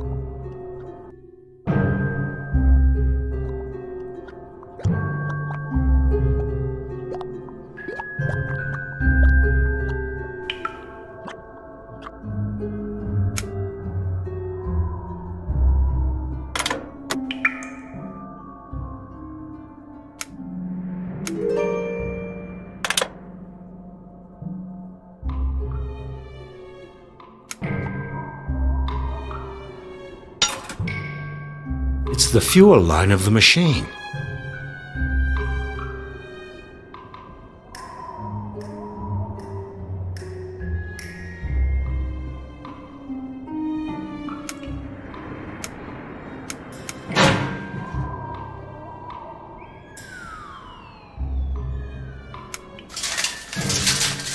the fuel line.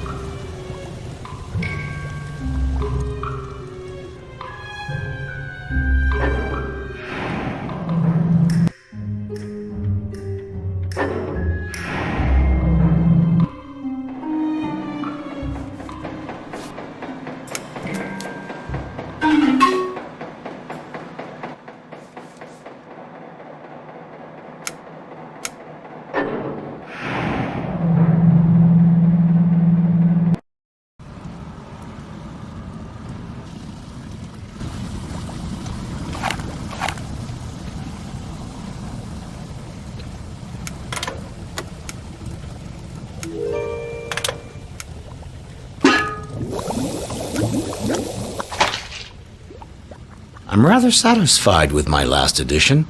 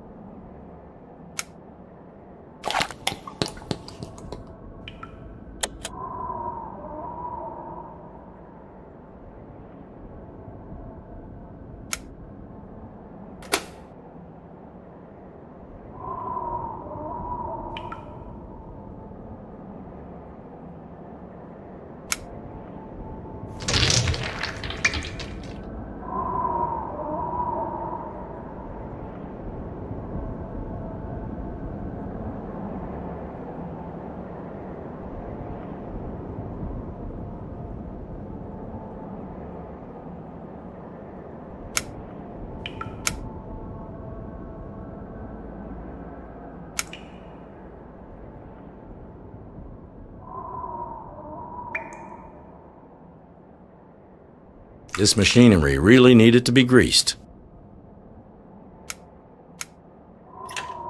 It works!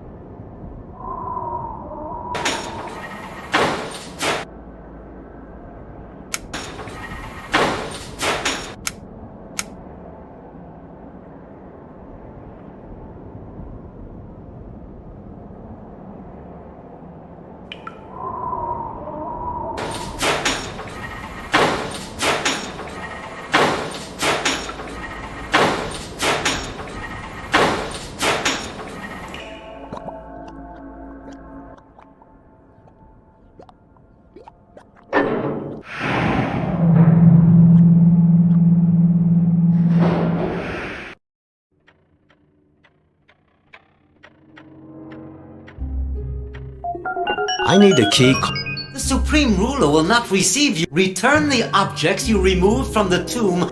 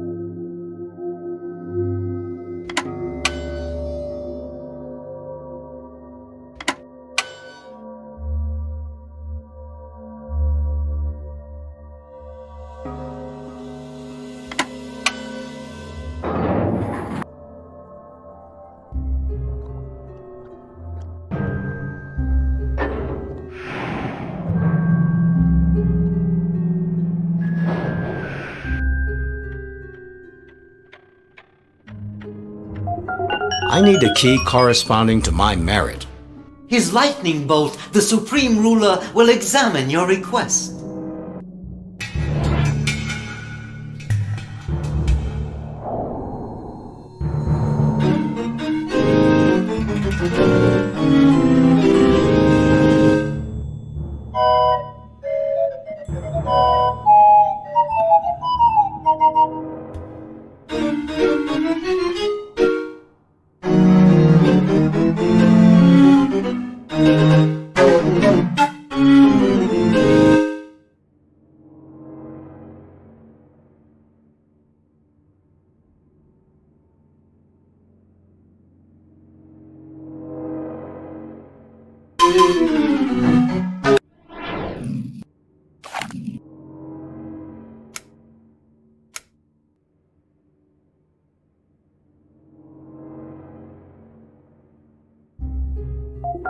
By the Frank!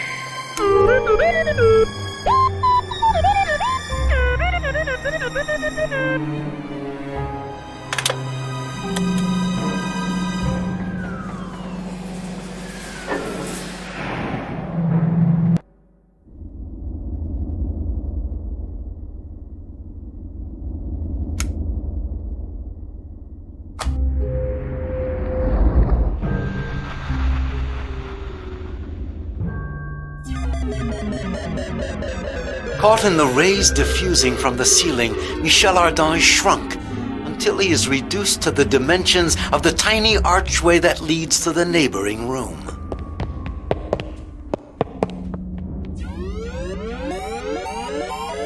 The phenomenon is short-lived. Soon after entering the Hall of the Secret Antiquities, Ardan is restored to his normal size. I understood how the ancient Selenites were able to enter this room. They carried out a rite whose meaning is clear. He who seeks great knowledge must know how to make himself small.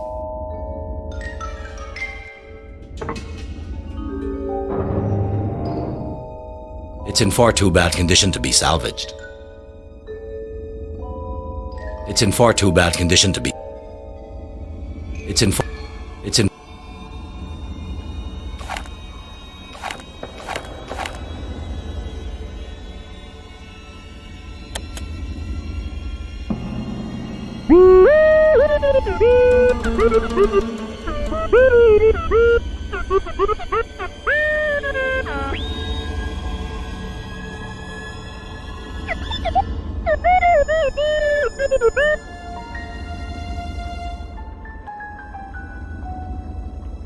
Let's make a copy of this inscription.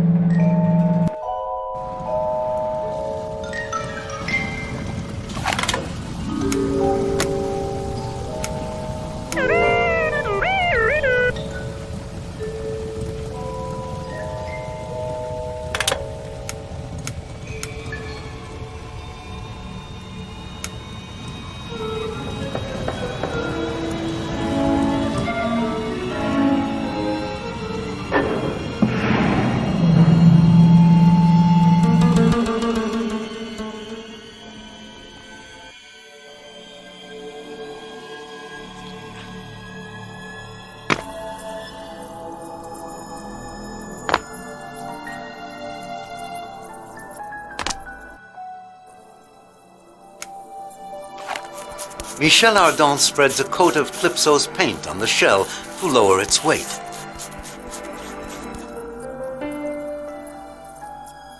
This stone is blocking my shell at the brink of the cliff. It's really wedged in there. It'd take a lever to remove it.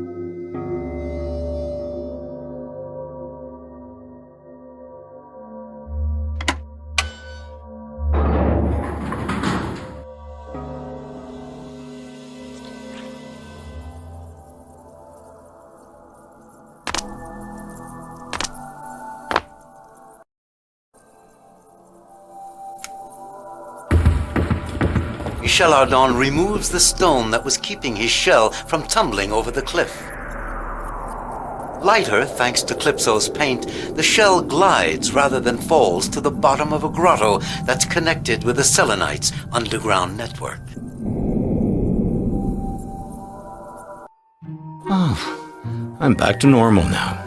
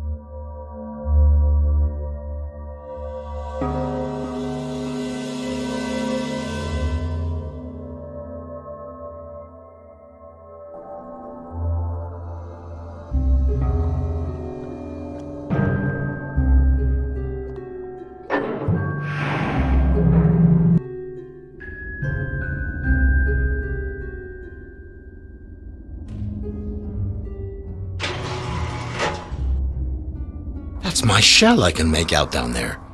Burning smoke is keeping me from getting any closer, but I have to find a way to move it to the space cannon.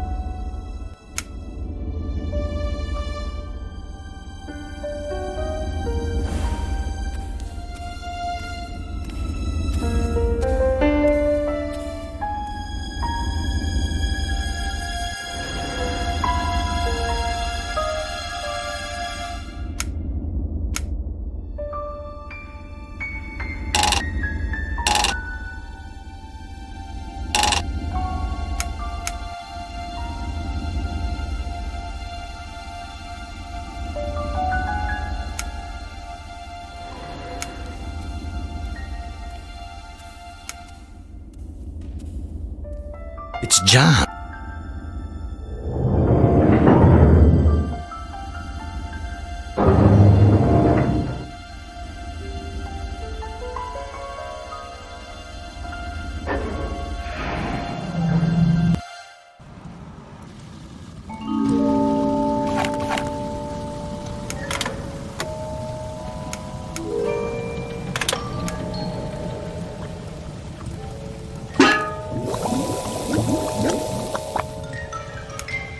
I feel splendid.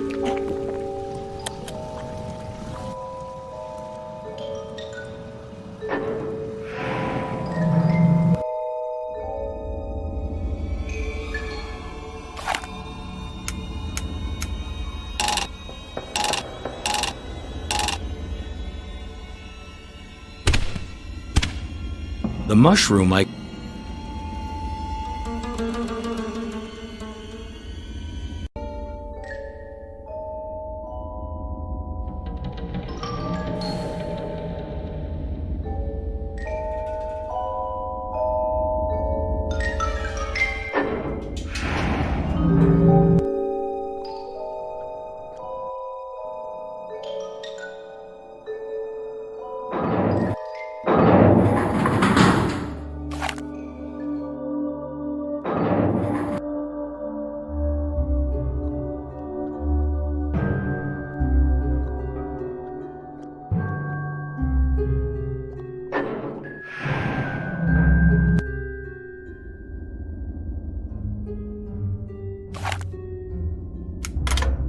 The mushroom exploded within the hermetically sealed globe.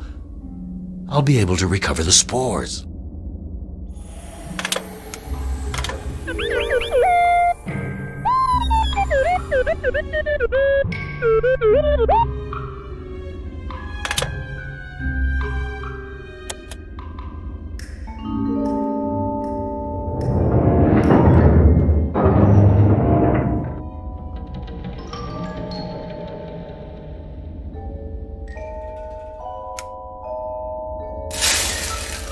The explosives are in place.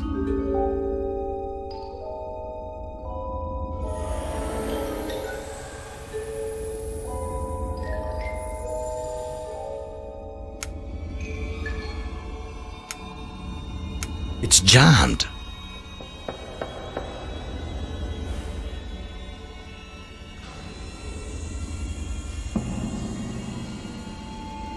It's jammed.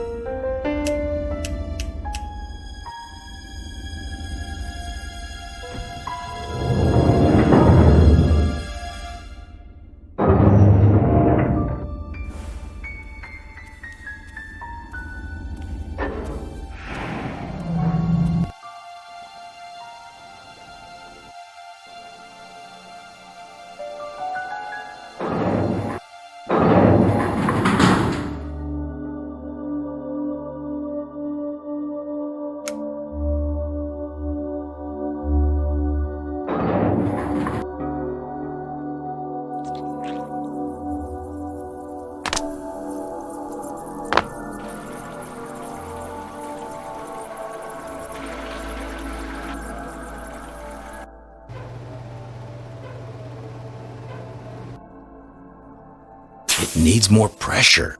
The water pressure is insufficient. There must be a way to increase it.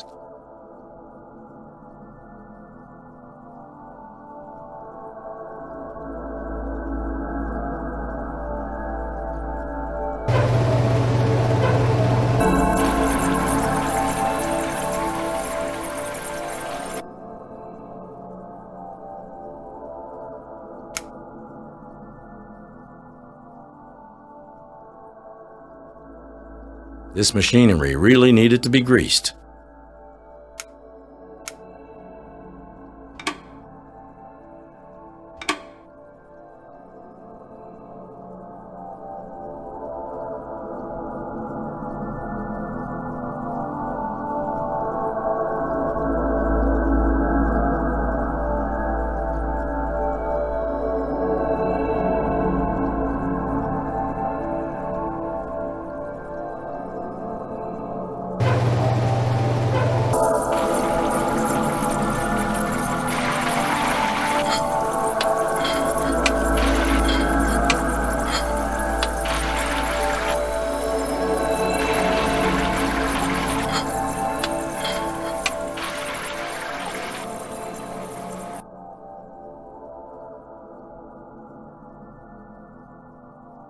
It works.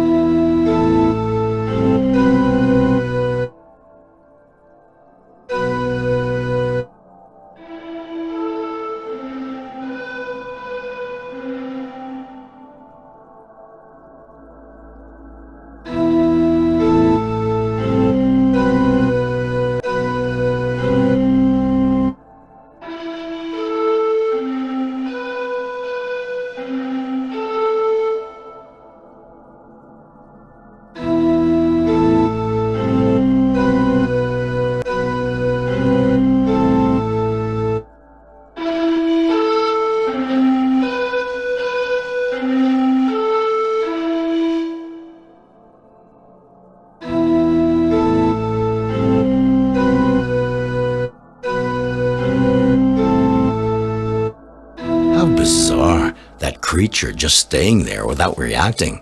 It's almost as if it were waiting for something.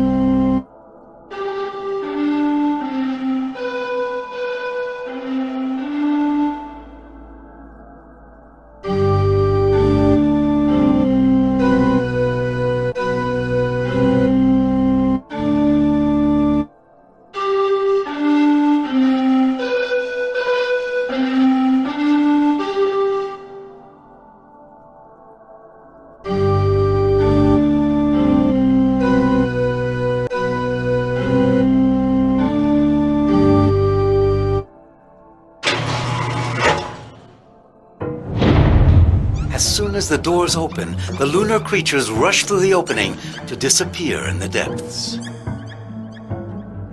The doors have stayed open. Should I take advantage of that to go through them?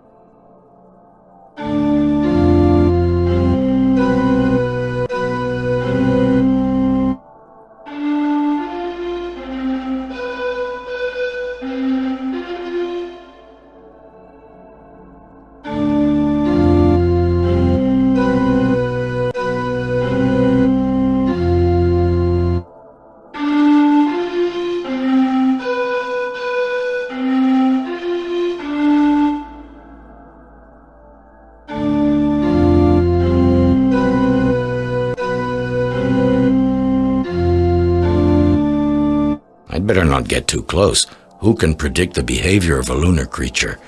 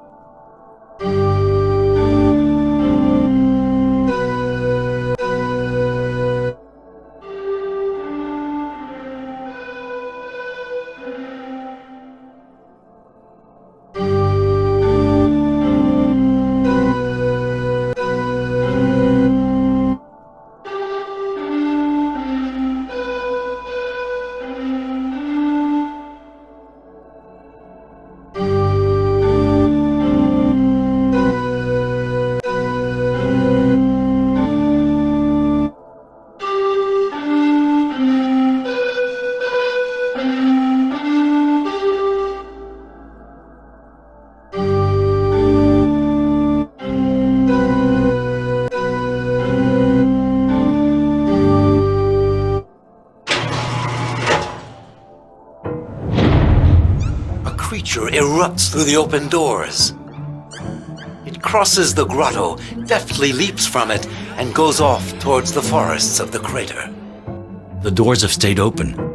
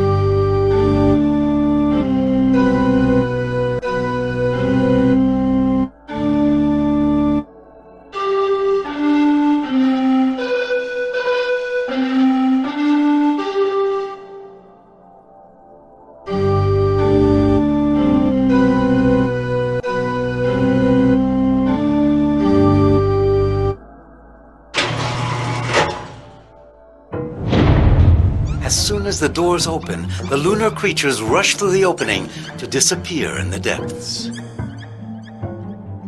The doors have stayed open.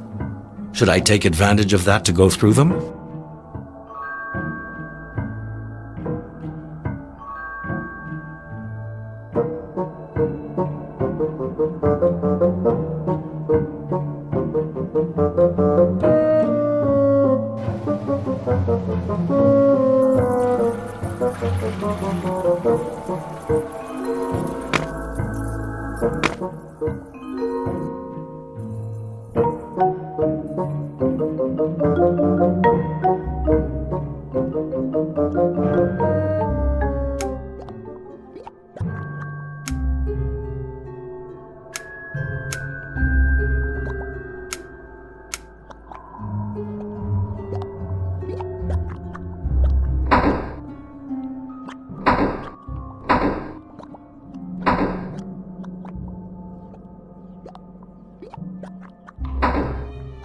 That's unsettling. A selenite is getting out of a projectile very much like mine. And I could swear that the gilded characters represent human beings worshipping something. This inscription must say, "The light, or knowledge, comes from the moon to the earth." What's this?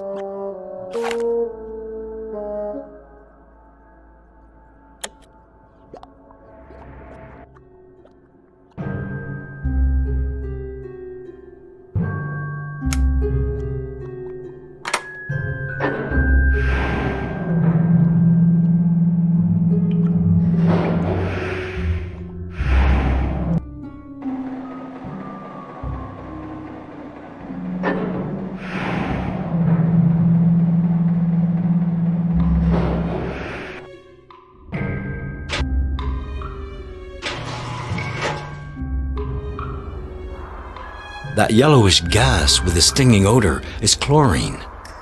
It could be of some use to me if I manage to store it in an adequate container.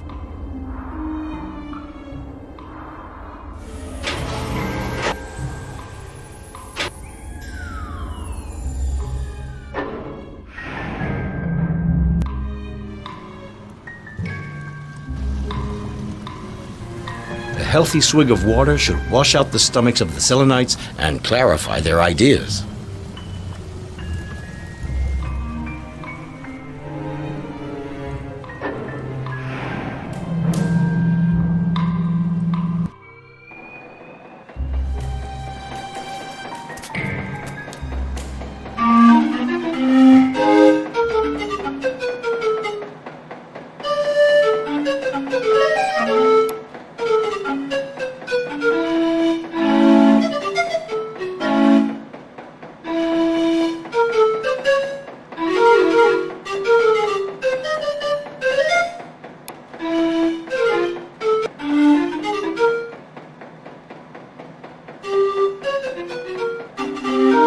Unfortunately,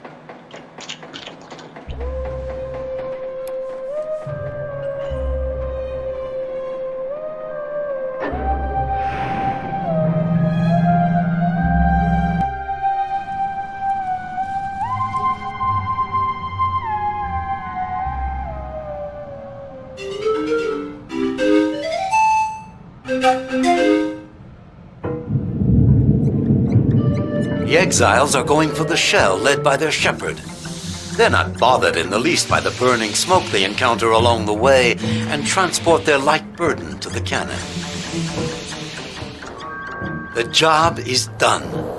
The exiles return to their stable, while their shepherd returns to his post in the sleeping quarters. Michel Ardan remains alone with the shell that is to return him to Earth.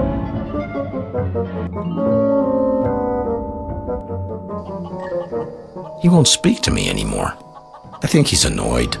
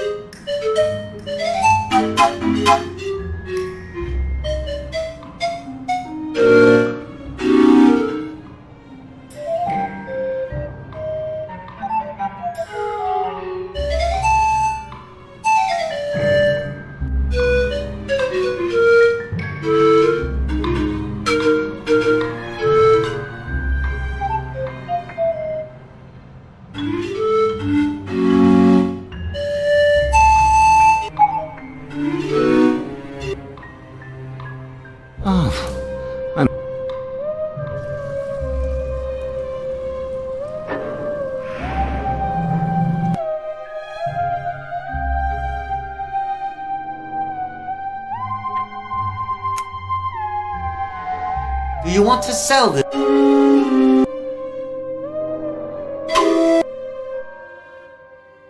Do you want to? Do you want to?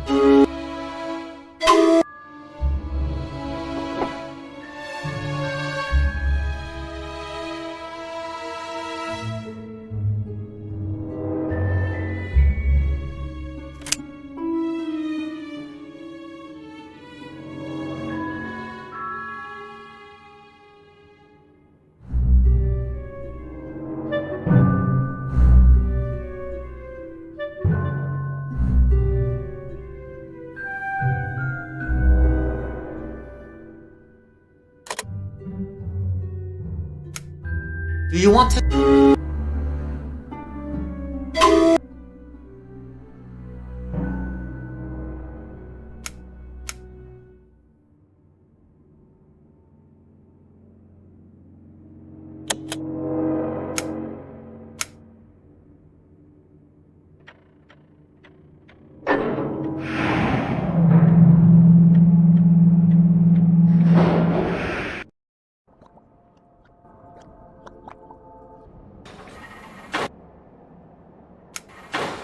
A healthy stroke of the piston and the twisted metal is straightened out.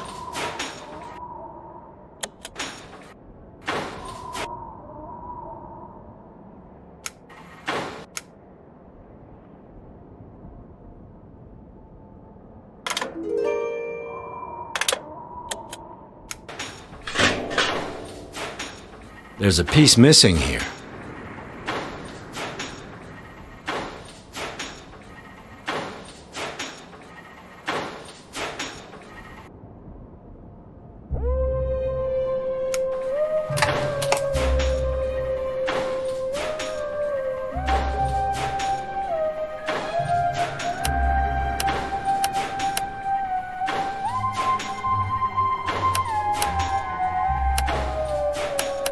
It works.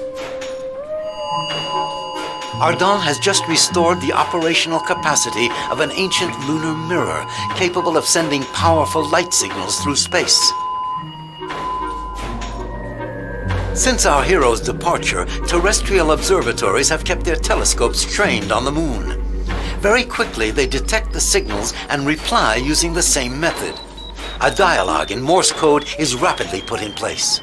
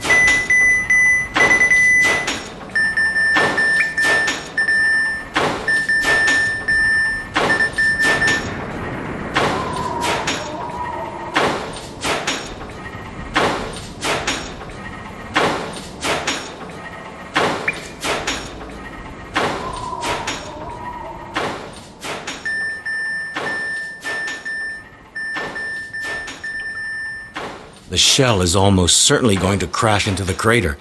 I have to go down there, determine the impact point, and take delivery of the merchandise.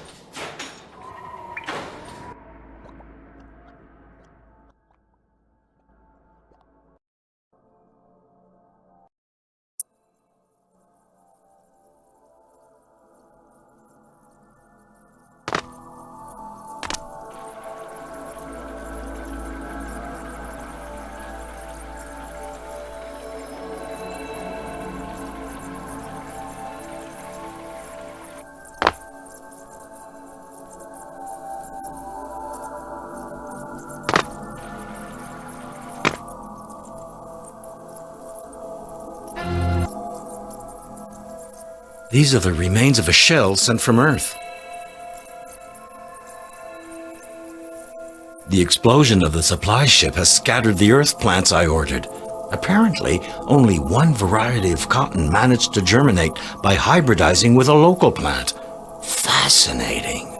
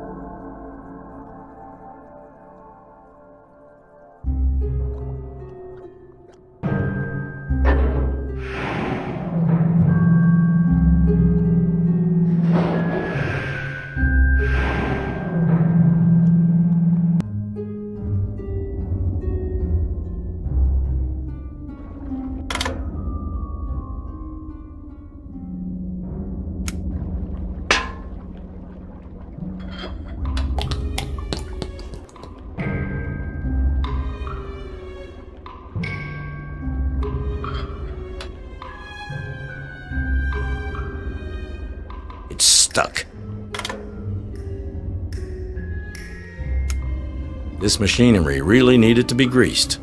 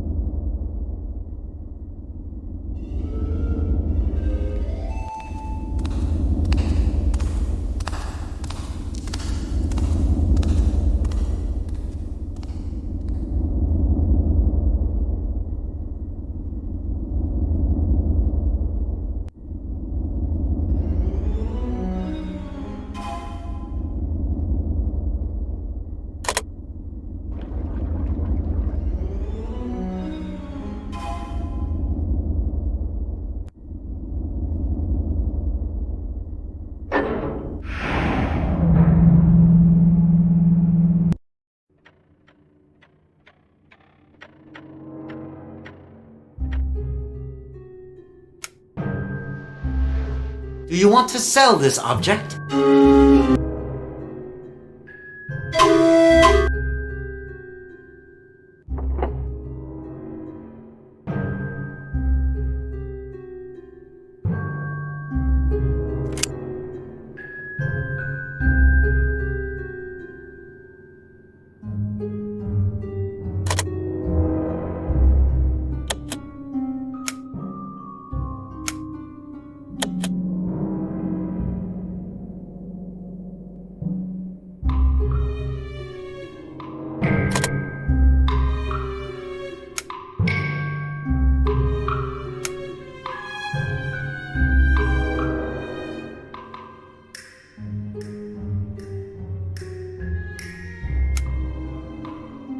Do you want to sell?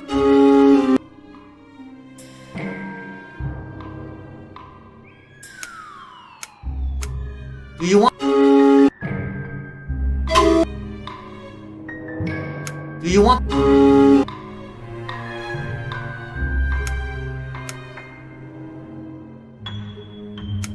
Do you want? Do you want? Do you want?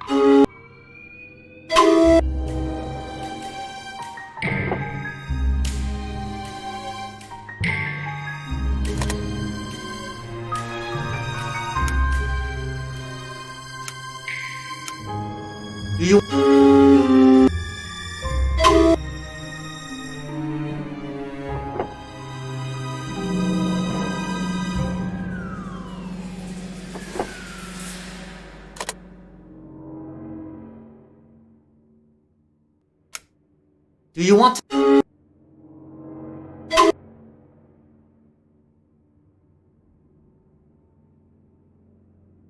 Do you want? Do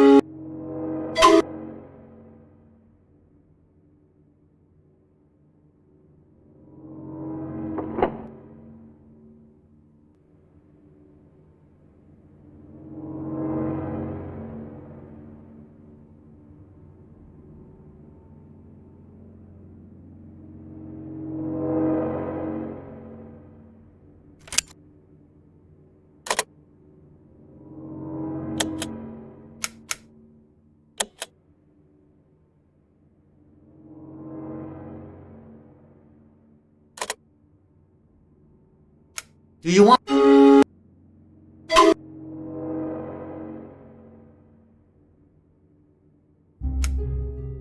Do you want? Do you want?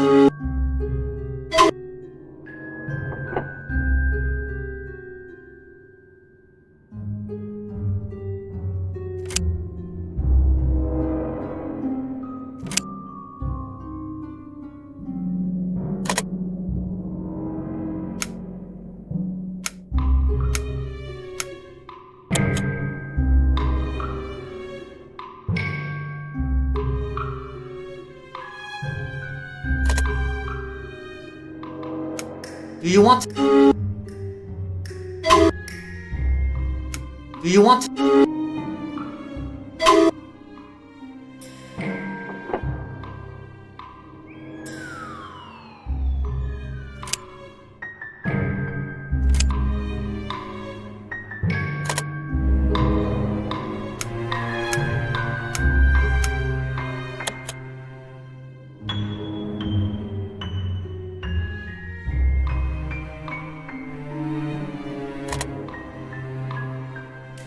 Do you want to sell?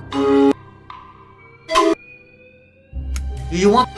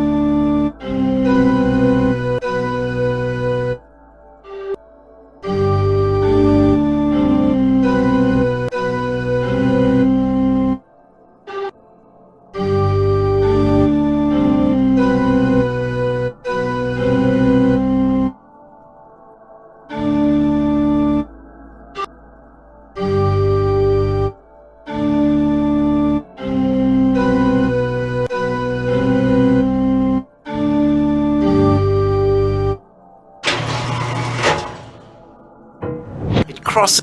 The doors have stayed open.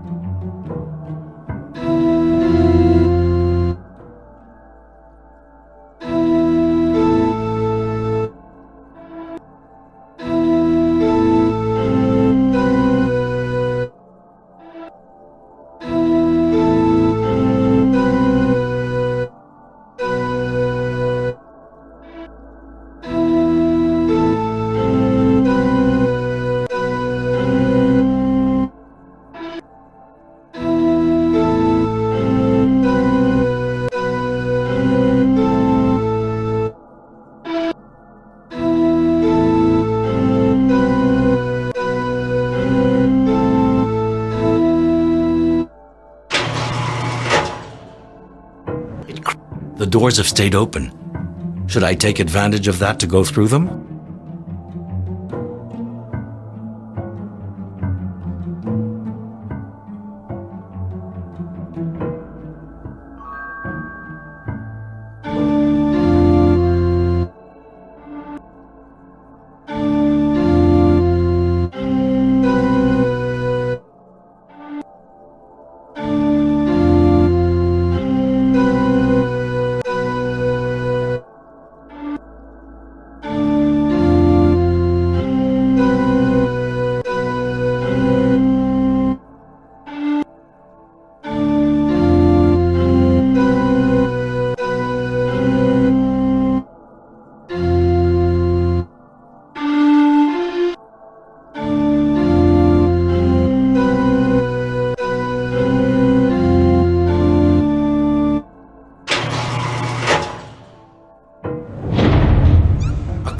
Erupts through the open doors.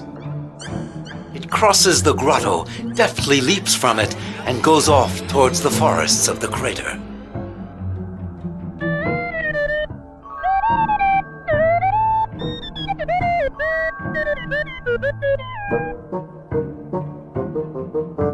The doors have stayed open.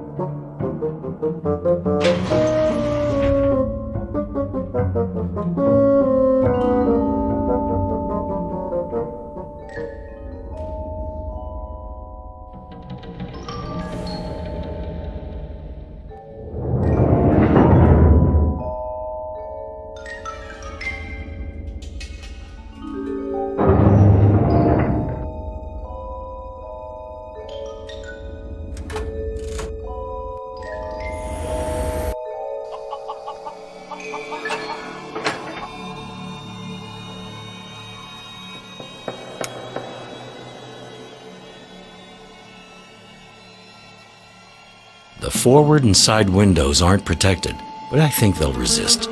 The important thing is to protect the aft window.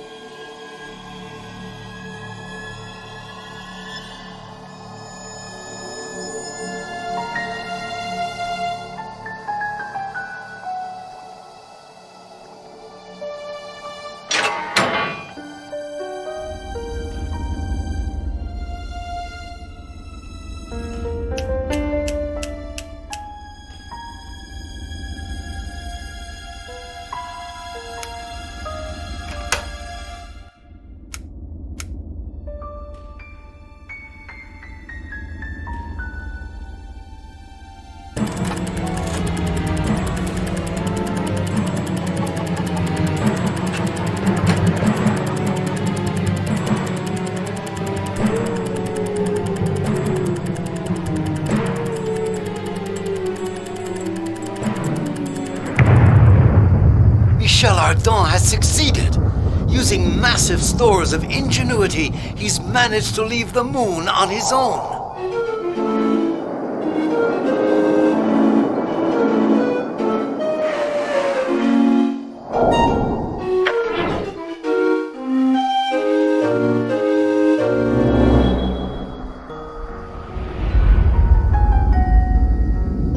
97 hours and 20 minutes after launch, Michel Ardan's voyage comes to an end with a glorious dive into the South Pacific. The current pushes the aluminum shell towards the shoreline of a mysterious island, figuring on no map.